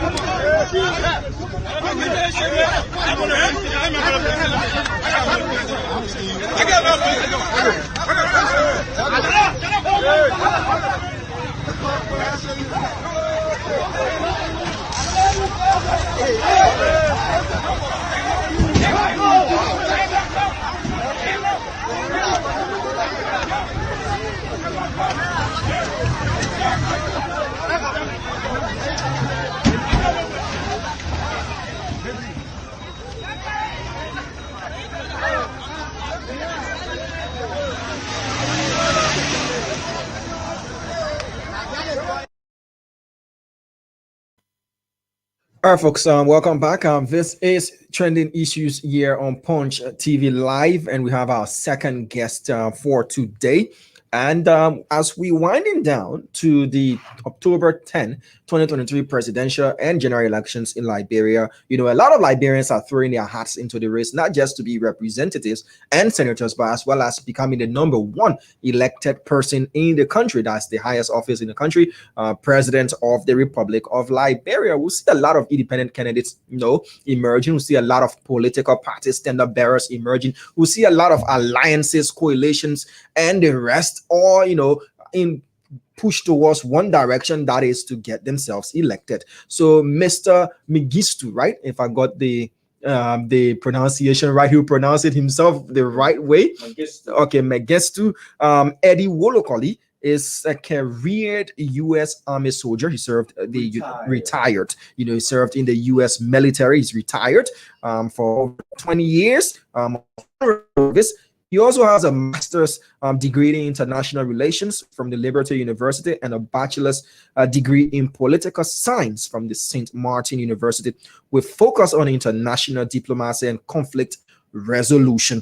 He's also a superior leader who delivers extraordinary outcomes in high pressure environments. Well, he'll be telling us more about that. He comes from a line of political activists and powerful political figures in Liberia. Yep, he will tell us whether or not he wants us to go down that direction. I'd love to say good afternoon to you, sir, and thank you for honoring our invitation to be here this afternoon. Well, thank you for having me. It's a pleasure to be here with you guys today, Punch TV. I have, back in the days before you guys, station was on, how will I say it, suspended somehow. Suspended, and I would say that's government overreach. And I'm glad that you were able to fight the system and win the system. Thank you. It's an honor having you as well. Let's go straight into the conversation. Yep, you're from a line of political actors in Liberia. Your father also served public office until prior, you know, being retired or left the Governor's Commission. So you have a long line of having political experience. But what I want to know from you first is, why the need to be president? Why is it? Why the need?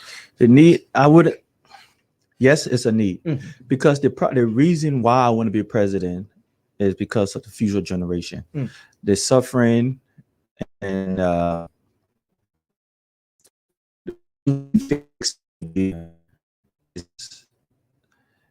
it's something that we need to do. It's something that our leaders have not done. Leaders like my father, Mm. who did not secure my future. Mm. Leaders like the current president, the former president, the president before her, Charles Taylor, Samuel Doe, did not secure our future, my generation future. So it's on my generation, our generation, your generation, for us to make sure that the future generation have a better future than what you and myself had. That's the need why I want to be president. That's the reason why I'm running for president. There is this bias in Liberia to this quote unquote, he's just coming. He doesn't understand what it is. Mhm. You know, the term you as just come or a stranger. Mhm. Have you been faced with this? And if so, how do you tend to, breach this particular stereotyping? I've been campaigning for a year. I've been traveling around Liberia, and yes, I have faced that skepticism, Mhm. which I think is asinine. That people would say that, oh, you just coming. There's nothing about Liberian politics is hard. What is hard is the mindset of our people if we are willing for change.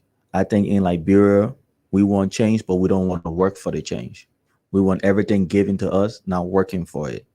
We want to sit around and say, you go and do it, where I sit there and watch you. Then if the person makes it, then you say, where is mine? But you didn't help the person. You didn't help to change the system. And you got the fact that I would say this: our parents' generation likes to say our generation, we don't do stuff, or we are corrupt, or whatever the case may be. But in reality, they taught our generation how to be corrupt. They taught our generation to be lazy. They taught our generation to say, don't stand up for anything. They taught our generation to be killers. If you look at all the killings that have happened on a major scale in this country, our parents' generation, the one who did it. Mm. So it's on our generation, my generation, your generation, to make sure that the future generation of Liberia do not go through what we went through. Now, you've said you've been, following and doing your own campaign in Liberia for a year, and there's nothing in Liberian politics that you don't know. So then this question is, what are the problems? If you look at this current regime and other regimes, what can you point to as inherent problems in Liberia that your administration is going to fix? Man, I would say this again. This question you asked him, I have been asked this question. And I tell people, the reason why I don't sit and criticize this administration is because I already said it. I already knew. Is it because you have a brother that is currently serving? No. At a very high profile position that you cannot criticize. No. I want you to go on my website. Hold on one second. On my Facebook page, I wrote an article in the Daily Observer in 2016, and then I posted on my my Facebook page where I stated that everything that is happening in this government right now, I said that it was going to happen, and exactly what I said in 2016 is exactly what informed that decision of predicting exactly all of these things. Because President Weah is incompetent. That's why I formed that thing. The prime example, President Weah, he does not care about the presidency. He does not respect the presidency.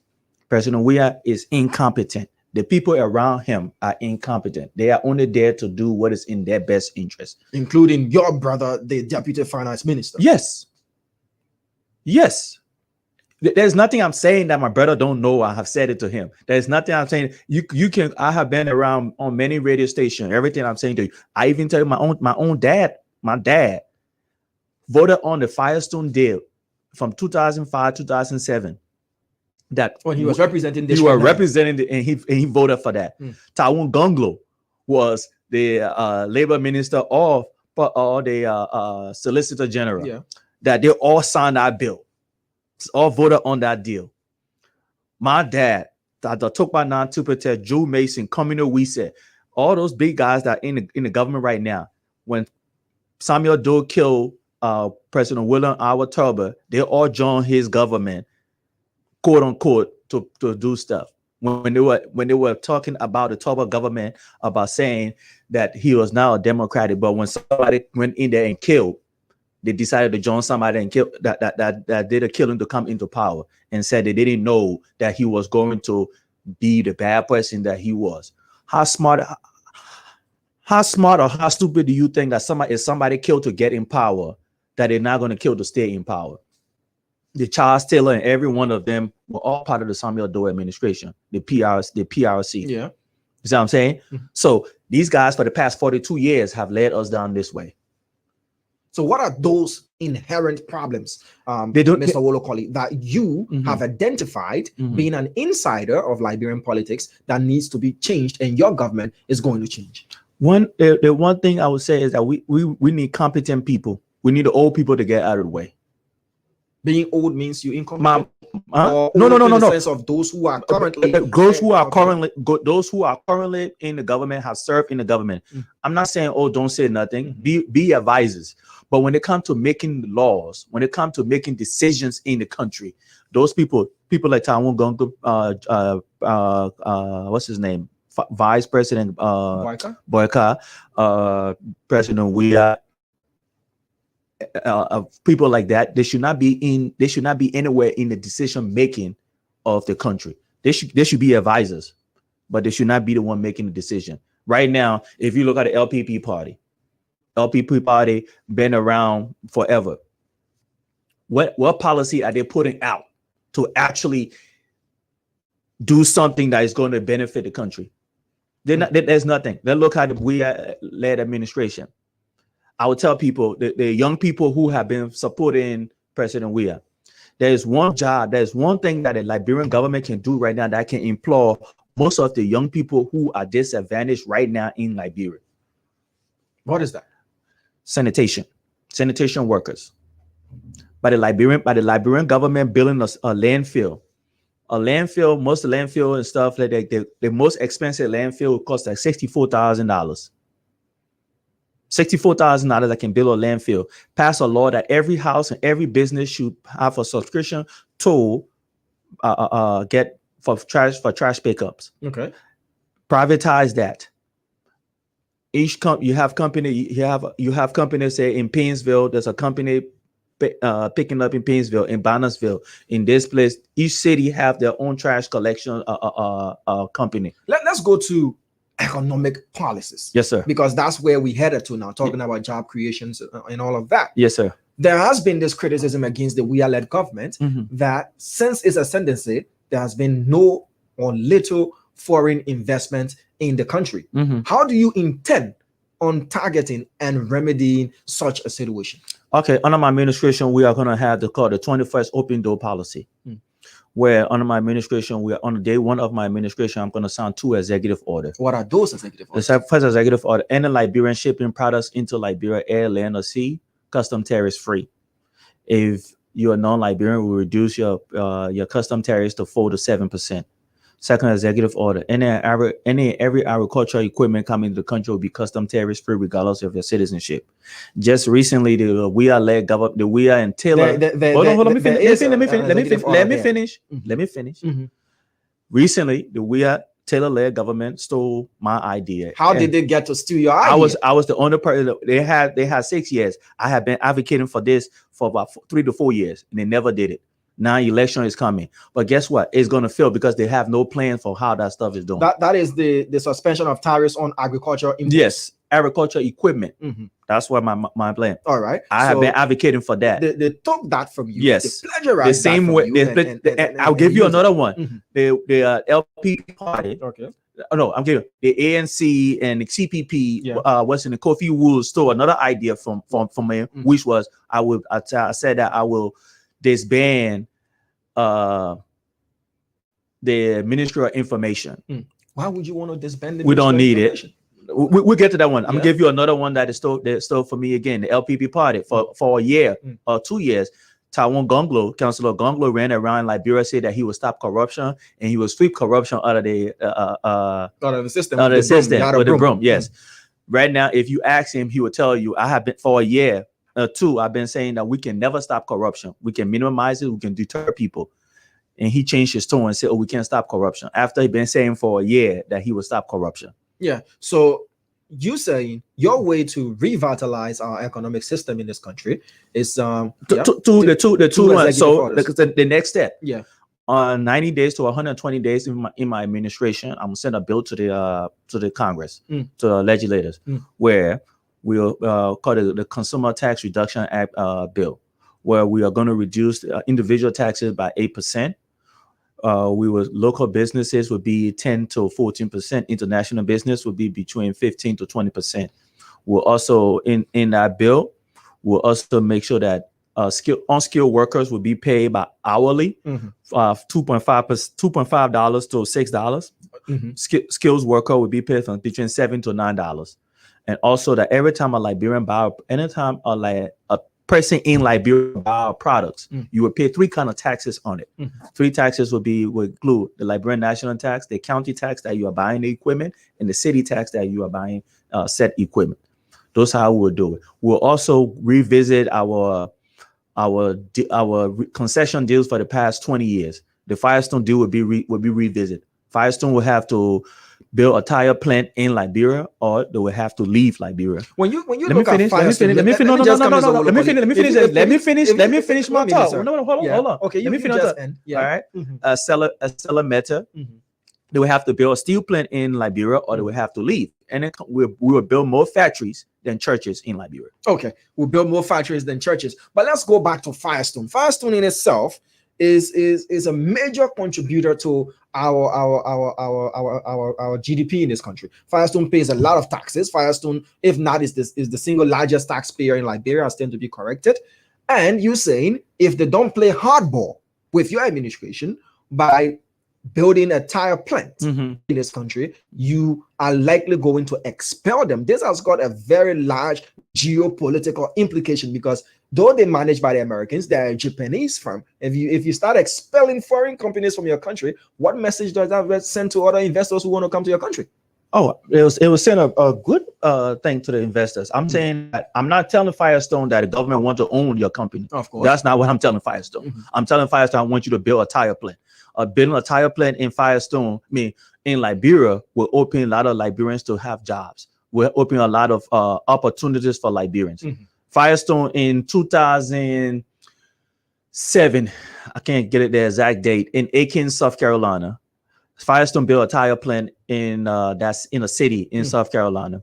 And when they built that city, the city revenue, they had a $1.3 million revenue increase in a year. I think that where a tire plant is built in a place, I believe a city in Liberia can do a whole lot with a $1.3 million income a year. What would you do to fight against public enemy number 1 in Liberia? Corruption. I've been reading your bio data. You perform under pressure, and Liberia is a pressurized, environment. Corruption number 1 is in the system. How do you plan on fighting corruption, sir? First, I'll tell the people of Liberia, as your president, the buck starts with me. So the Liberian people will never have to question my integrity. That's the number 1. I believe that if the head is good, people will follow. Most people will follow. You will always have people who want to do that. So under my administration, these are the things I would do to hold myself accountable first. before I start holding other people's accountable. So the first thing I would do, now, I'll tell the people of Liberia, no family member of mine will hold a Senate confirmed position. I will not appoint any family member to a Senate confirmed position. Nuclear family or extended family, anybody attached to you by blood ties is not going to get. Yes, if any you political- if we are related by blood, by my uncle, thing yada yada yada yada, you know, most my immediate, I can't go. You can say third distant cousins, fourth distant cousins. That no. Okay. Like, All right. I just want to clarity on that. Yes. Yeah. Family is family. So I just wanted you to differentiate what you mean by. Yeah. Yeah. Go ahead, sir. All right. I will not appoint or nominate any family member to such position. That's one. I, as president, will not own or operate any business in and out of Liberia. I would declare my assets as I would declare to the NEC, and I will make that public. Anything that I give the NEC, I will make up. I will give that to the media for them to publish. Okay. All right. So the next step now is that my plans are to in 2 years, 1 to 2 years, to digitize the whole Liberian government. Okay. That I believe that if we digitize the Liberian government, then we can we'll be able to help stop the flow of corruption, or deter and minimize corruption. What kind of digitalization are you talking about? I'm talking about when it comes to money. No, there will be whenever money has to be moved around. And if you are a regular citizen, let's say you go into the Ministry of Transportation, you will not be paying cash over there. You'll be paying everything by either a debit card, a credit card, or something like that, or you transfer, or you doing a payment or something. You'll be no cash payment to any government agency. What are your plans for the agriculture sector, especially value addition? That has been a serious problem in Liberia. A lot of our produce goes to waste because we don't do value addition. We depend on raw materials a lot. What are your plans for value addition in agriculture and industrialization as well? Okay, so like I said, remember my 2 executive orders, right? Yes. Right. So one is the next step in that is for me to our administration, we are going to start to subsidize certain crops in Liberia. We're going to establish the SBA, Small Business Administration, where we will give loans and grants to businesses, to people who will open business that will hire 5 or more people.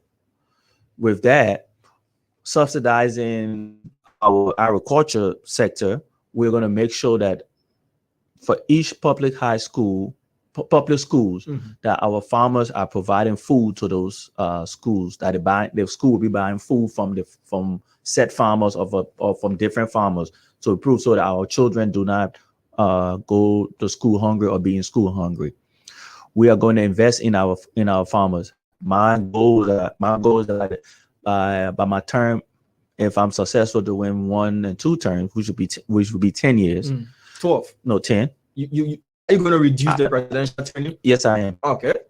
The current president tried, and that was rejected in the referendum. Because he didn't want to do it. Why? You think that was not a legitimate effort? It wasn't. It Why was did you not. say so? It wasn't. So let's go back. Let me answer the first question. So in 10 years, by the time my term is up, Liberia should be able to feed himself. Okay. So let's go back a bit to where we started this entire conversation from. Yeah. I remember you asked the question if I've done my background research on you. And I said yes. I was reliably informed that you asked, I'm not going to mention that family member's name, is kind of personal, to not run for president, rather to be, in a particular political party and run for representative. If you know that this happened, you already know who I'm talking about. And you refused that as well. So why are you refusing to go with a party that can rather brand and sell you more in that person's own, thinking, than going as you going solo? In that person's own thinking. That's not my thinking. But the country looks at political parties as well. In our country's history, we've not seen an independent candidate win, election before. Everything happens. Everything, is always a force. But and I would say this to people like Liberia: me running for representative of Senate or senator does no benefit to the people of Liberia. How? It does no benefit. All it benefits is me. That's it. me as an individual running for president, running for senator or representative for any county, I could, but it does zero benefit to the people of Liberia. So you were asked to run for a lesser position other than president. I would neither confirm or deny what you are saying, but I would say to the people of Liberia, me running for Senate or representative does no benefit to the people of Liberia, because all these plans that I have pulled forth, stuff I have been talking about, have been advocating for, I know that if I go into the Senate or go in the House of Representatives, it will not pass. But somebody will say that's a starting point to making yourself more visible to the Liberian people. Who's starting point? Having worked in government in an elected position to sell yourself. Who's starting point? That's how most of these things are done. You start from either a governor to a representative or who's starting a senator point? For you. No, but who? That's somebody's starting point. That's not my starting point. So you just want to go straight for the top. No, it's not about going straight for the top. It's about the changes, and the changes that we need in this country is what we need. Is what I'm fighting for. Okay, it's what my campaign is about. It's not about me. It's not about me. Mengistu Wole Akoli. It's about the people of Liberia. It's on the people of Liberia to decide what they want. We can continue the same struggle that we've been going through for the past 42 years, or we can say, okay, we are going to go head first into the 21st century and do something better. What's your plans for education, your regime? Are you going to look to the sciences, or what are you going to overhaul and change, as we've already been branded as an educational system that is a mess? How are you going to turn the mess into something of an asset? All right, so I believe in Liberia, we are smart and determined people, but we have not had the opportunity or have leaders who invest in education.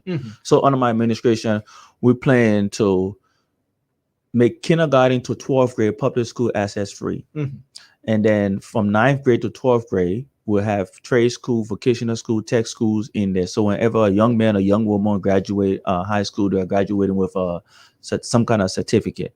2025 under my administration, anybody who is 18 years of age in 10th grade or below will be removed from the school system. If you're 18 years and above. No, 18 years and above. And you're still in high school, you'll be ejected from the system? If you are 18 years of age and you're in 10th grade and below, you will be removed from the school system. Taking into consideration, let me finish. Let me finish. Yes, we have a lot of very large portion of this country that is hugely underdeveloped. Let me finish. When I say something, let me. Yeah, please I know it sounds radical and stuff. Let me finish. Yes, it does, and that's what it is. That's what we need. So we will under my administration. Once that happened, we're going to create a system called a GED program, General Education Development, where that person, male or female, will go to school for 18 months, and you will take a test, and if you pass, your certificate will be equivalent to a high school degree or high school certificate. If you choose, say you don't want to do it, government will pay 3 years for you to get vocational education. All right. So now you ejecting them from the formal education, to give them an easier way out. No, it's not easy. That is to go and do 18 months, because if somebody that's not easy and they go for 2 years, probably that's 22 months or 24 months of going to school, but you're giving them 18. So you're taking at least 8 or 6 months from there to get a GED certificate. And if they cannot, you're going to put them in trade school. Are you not infringing on that person's right to say, okay, look, you have the right to have an education and to choose what education you want to have, rather than making that choice for that person? No, I'm not infringing on their right. They have the right. They have the right to have education. But if you're 18 years of age, you are an adult. You should not be sitting in a classroom with 10, minors. 11 minors. Right now, we have more girls in Liberia. We have more girls who enter school, who are in school right now, but we have more girls who are dropping out. Do you know why? Because they are getting pregnant, and they're getting pregnant by young men in the school. 16, 17, 16, 15, 14, 13 years old, who, because that's statutory, that should not be happening. Okay. let's talk numbers now, Mr. Wolokoli. You have an incumbent president who racked up at least 42% of available votes prior to going to the second round. You have an opposition candidate in Joseph Boyka, who was a close contender to the incumbent president. And you have other political figures who had 7, 0, 1%, and all of that. How then are you planning to pull up this seemingly impossible feat of defeating these people who are already well entrenched with the constituents and winning the presidency? Well, it's all I can do is just go and sell my message, go out there and talk to the people. I have my campaign, we call it the grassroots campaign. We go door to door, marketplace to marketplace, talking to people. All I can do is tell the people what our plans are for the people of Liberia.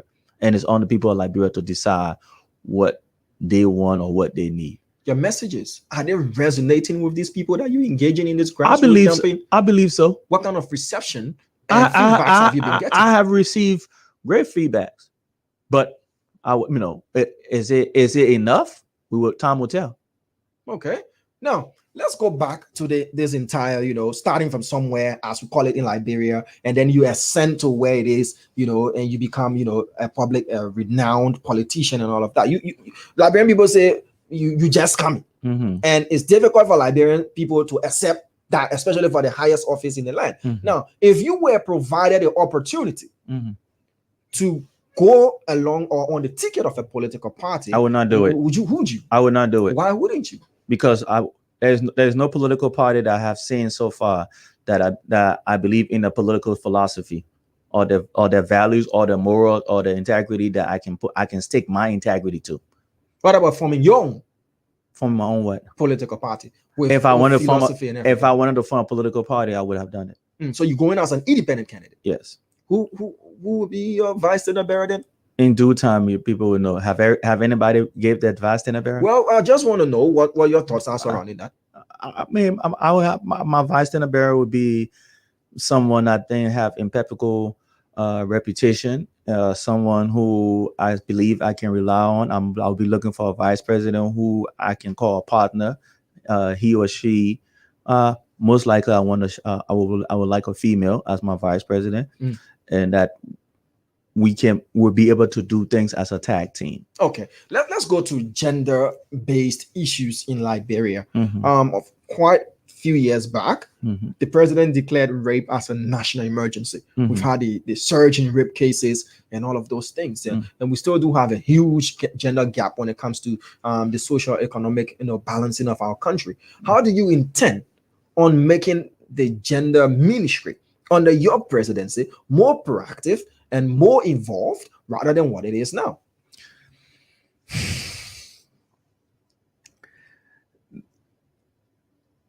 My 20 years in the United States Army, I was a sexual harassment, because it's called SHARP, representative. And I was the one who I trained people on what sexual harassment was. I conducted many classes. I said over my 7 years as a SHARP representative, I trained at least about maybe 3,000 to 4,000 people. About that. I want to know the numbers. So I come with this. When it comes to that, we as a nation, we have to be honest with ourselves. That's the first thing. We have to, when it comes to rape, we have to equip our police officers and our security, our people who will be doing these investigations. So in this country, when a woman is raped, do we do DNA tests? No. We just got a DNA machine that was donated. And I know that was donated. Is that used for rape?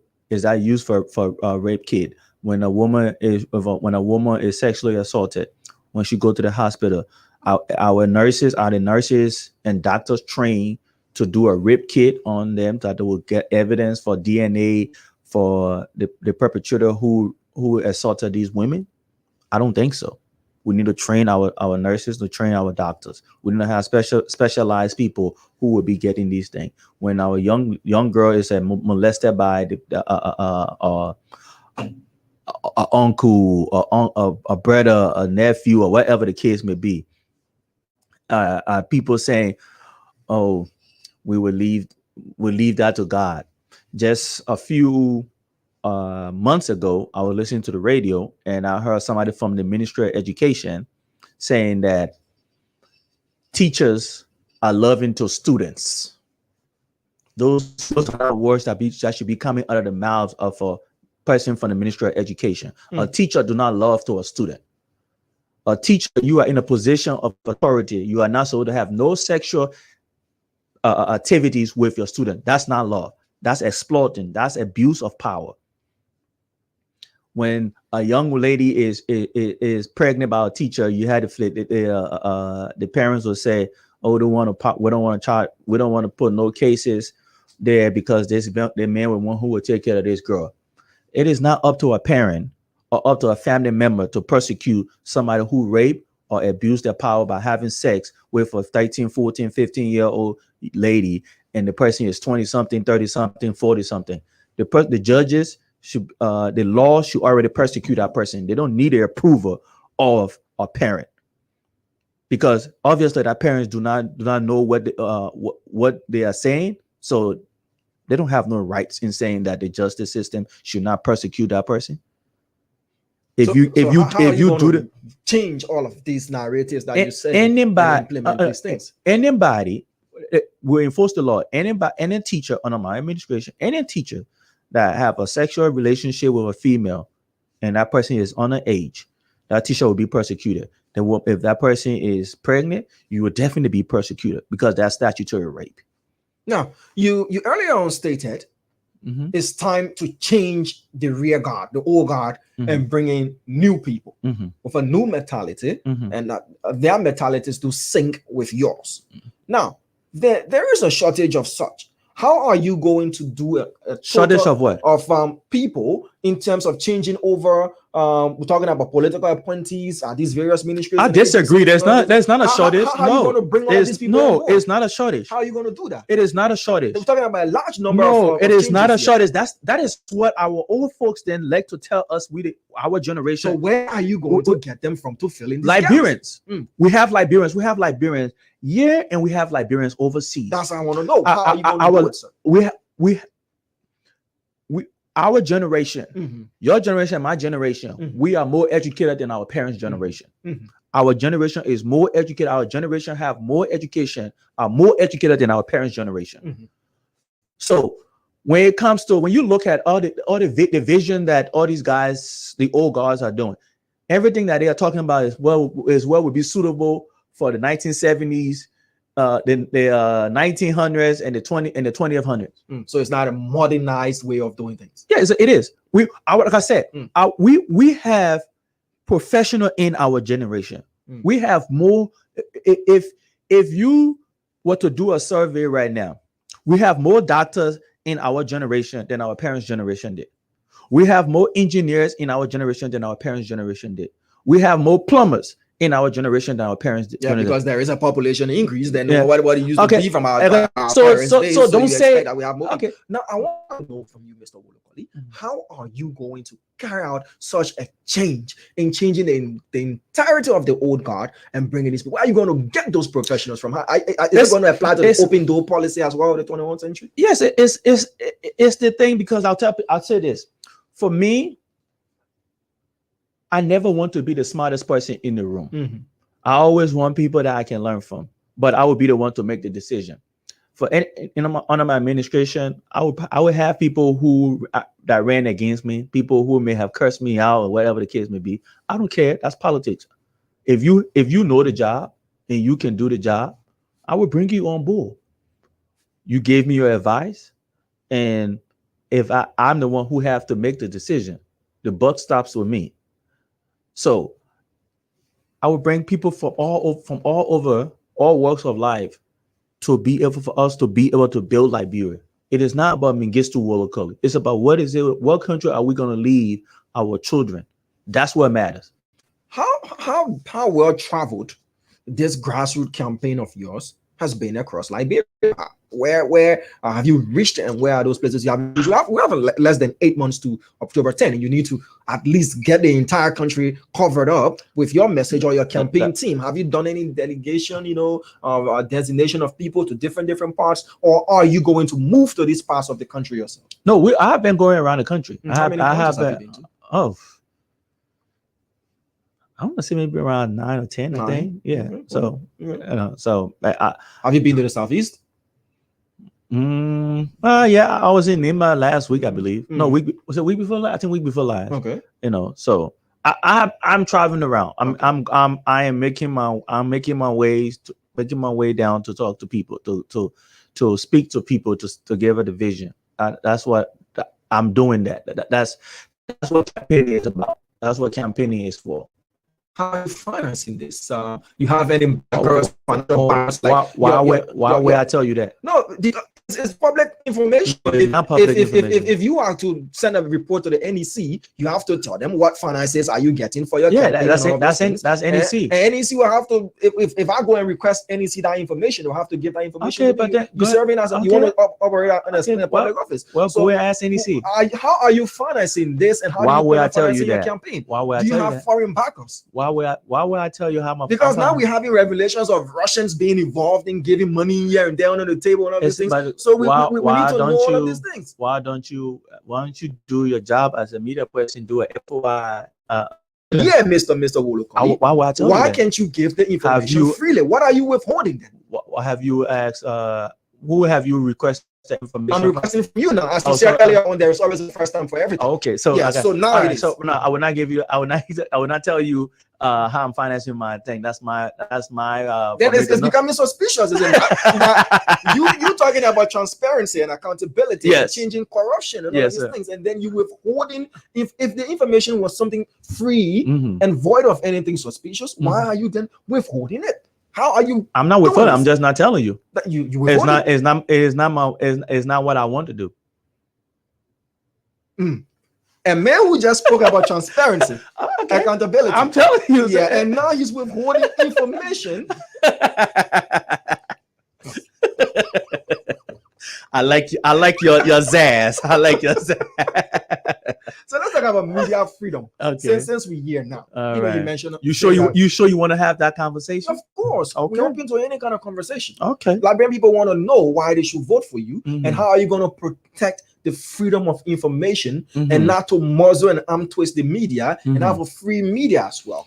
Okay. Now, how do you intend on making sure we have a vibrant free media landscape in Liberia? All right. So, one, I will say this to you, to other media people who are listening. I blame the media for President George Weah being elected president of Liberia. Why? Because you guys never informed the public on what President Weah was about. President Weah never informed the public. I know. Stop. Because you guys never challenged President Weah. You're never. Candidate Weah at the time. Candidate Weah at the time. No, Senator Weah at the time. Senator Weah at the time. No problem. Okay. Right now, I'll give you an example where it'll say that the president left the country for 48 days. I don't think any media institution did a formal request to sit down and have a press conference.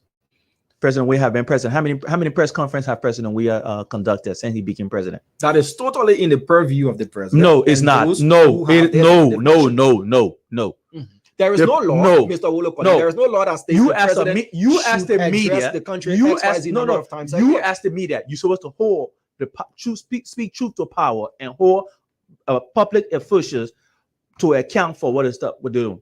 You as the media, you should have sent a formal letter to the president, to the Ministry of Information, requesting a sit-down interview or a press conference. That should have happened. Okay. That's one. Two, when the president gave his State of the Nation address, the media has abdicated your responsibility by now everything that the president laid out in his 3-hour speech.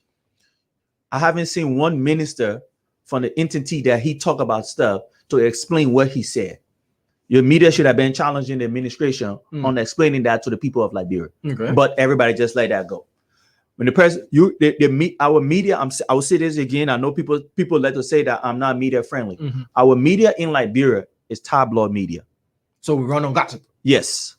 When the president, that's a strong word. It is. That's a strong statement. I challenge. I am. So Let me explain. Let me say that. Tabloid? I'm saying that. I will say that. When the president came back from his 48 days vacation, official trip. I'm gonna call it vacation. Official trip. Okay. That's my interpretation. The only thing the media ran with was when the president went to the church and made a comment that he made. Every media entity was playing on it. The spat between the president and Prince Johnson and Senator Johnson is what the media have been going. They'll go to his church and listen to what he say. They go to the president's church and listen to what the president say. And nobody have called. I say, Mr. President, why don't you sit down for interview? Why haven't you guys sent a formal request for interview? Okay. No, I have not. Hold on. Yeah. I have not. The 1 year that I have been campaigning, I don't think I have heard any minister on sitting down for an interview. You should be calling my brother, Deputy Finance Minister Samara Wolokoli, to explain some of the stuff that's going on. You know, y'all should be calling that. Y'all should be calling the education minister. They help when they think about the health ministry that came out last week. In Magi that. Yeah. Why haven't nobody sat down with? Why haven't I sat down with the Ministry of Health to ask her? There are formal, requests made. Let me just come there a bit. Okay. I covered the executive mansion for 3 years, and I can tell you solely, the president addresses the nation based on his prerogative. That is why he has got a presidential press secretary office. If you need any information, you reach out to them and they give you the information. If they choose not to, then you can take the step forward. But what step forward? That is to consistently persist or to continue sending a FYI that you need the information. You need the information. It's public information. You understand? Now, in this country, if you want information, you reach out to the entity that has the information. I'm sure that is done all over the world. But they have the authority to say, yes, we will make it available through sitting down with you, or we'll send it via text, or we'll send it via email, and you get the information. The Liberian media, that is why I want to know, under your administration, how are you going to make information readily available, not only from your office as president, but from other ministries and agencies that information withheld, you have to go to the information commission and ask for information and all of these things. How are you going to do it, Mr. Okay, so like I said, in order, that's why I said earlier that I was going to disband the Ministry of Information. To replace it with what? Oh no, it will not be replaced. It will be disbanded. So how do people get information from the government? Who's going to be the official? We're going to have a communication team in the executive mansion. My press secretary will post a daily press conference from Monday to Friday. That person will have a serious job to do. Yes, every day. Yes, we'll have a press conference every day. As every quarter, I hope to plan to give a press conference, and I will do sit down interview with certain media folks, that may come around. If I have the time, I'll sit down and do interview with people that will invite you to the executive mansion to do it, or I can come to a radio station if I have the opportunity to do it in my schedule to do interview. Let's go to I want the media that if they need information, that they will go and request a FOI. Every 3 months, all my ministers will go and I will tell the Congress, the House of Representatives and the senators to bring my ministers to committee public hearings exactly to answer questions, to state what they have done, things like that. That's what I'll do. All right, let's go to where you spent 20 years. Yeah. Security, the military. When you look at our country's military now, it's not as decentralized or specialized in some things as the US military is. We currently don't even have air. We don't. Now, what defense itself, we've only boots on the ground infantry and one or two, power boats here and there. And you don't dominate your airspace or your sea waters as well. How are you going to turn the Liberian military into a commendable force to reckon with, utilizing different disciplines and all of that. Can we be honest about it? Yes. Okay. Let me put it like this. We as a country, we need to invest in our military. We need to train, properly pay, and equip our military. But in order for our military to be what you said, the people of Liberia are the ones who have to do it. How? By paying taxes. Military is paid by the taxpayers. There's not a lot of Liberians that pay taxes. So my job as president is to make sure Liberians pay taxes. And how are you going to do that? As president, it will be my job to make sure we have the environment for Liberians to create and find jobs, then to be able to pay taxes. Liberia is in 2016, Liberia was 175 out of 190 countries to do business. As of last year, Liberia went down to 178 out of 198 countries to do business. Like I said, my open door policy, first open door policy is what will bring the spur that we have Liberians are working, an environment that people are able to do it. I would get, under my administration, would get out of the mindset, excuse me, out of the mindset where people think that the government is supposed to provide jobs. It's not a job of the government of Liberia to provide jobs for her citizens. But it's the job of the government of Liberia to provide an environment so her citizens can find and create jobs. There seems to be a lot of dead weight on the government when it comes to public corporations not generating revenue as they're supposed to, like the LEC, like the Water and Sewer, like the LTAs, LTCs, and all of these corporations were created to generate and raise revenue, but rather we see them heavily depending on government budget, subsidies, and all of these things. When it comes to the question of privatization, well, that's been a serious issue in Liberia. What is your regime, the Wolokoli regime, going to do about privatization of these entities and making them more to provide the services they ought to provide to Liberians? Okay, first thing I'll say, LEC needs to be a private company. LEC should not be ran by the government. We are not capable of doing it.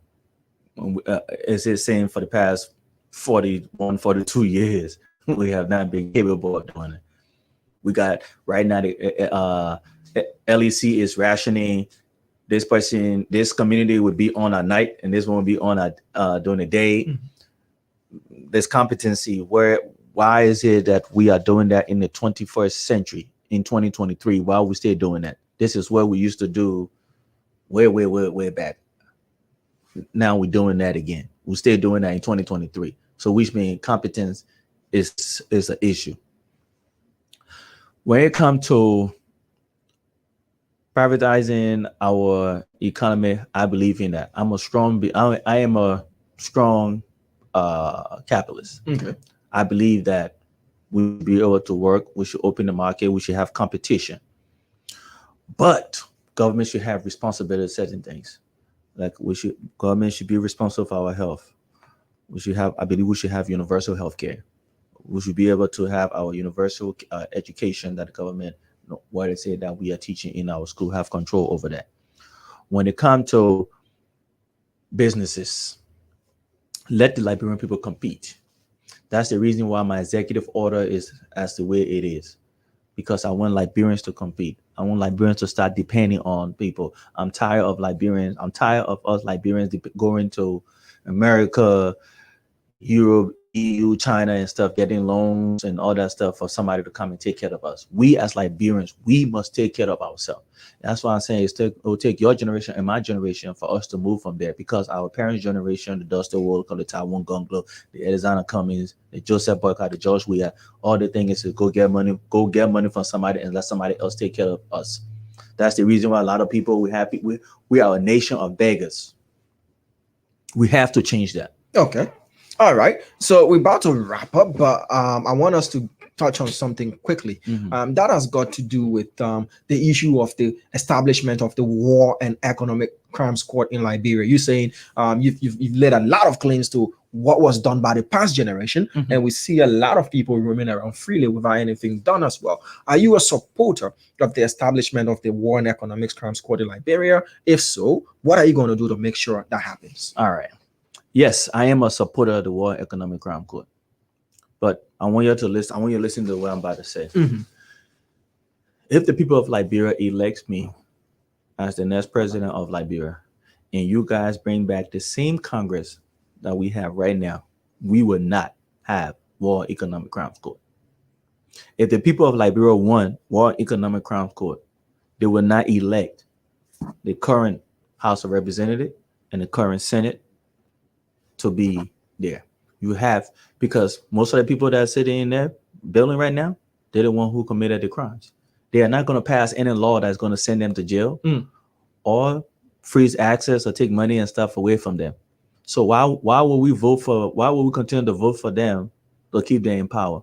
That's the one thing I would say in defense of President Weah. I believe that he wants to sign a War and Economic Crime Court bill. But the likes of Prince Johnson and what's his name, Yeka Koluba and stuff are not going to vote. But you can't set time. I know people can say if he was serious, he could have introduced a bill. If he was serious, if he really wanted to do it, he could introduce a bill. He have to write as a representative for the people to introduce a bill, and then dare everybody else not to vote for it. He could have done it, but he can say it. But where your actions say, actions speak louder than words. If you look at how old are you? No, my age is not for public disclosure. No, you don't. No, that's my information. That's my FOI. I'm doing an FOI on you right now. No, my personal bio data. You are running for public office. I'm not. Okay. And once your finances, I'm doing a Freedom Information Act to Punch TV right now. That's what I'm doing. Okay, so if you go and look, if I want you to take a look at it, our 1986 Constitution. Yeah.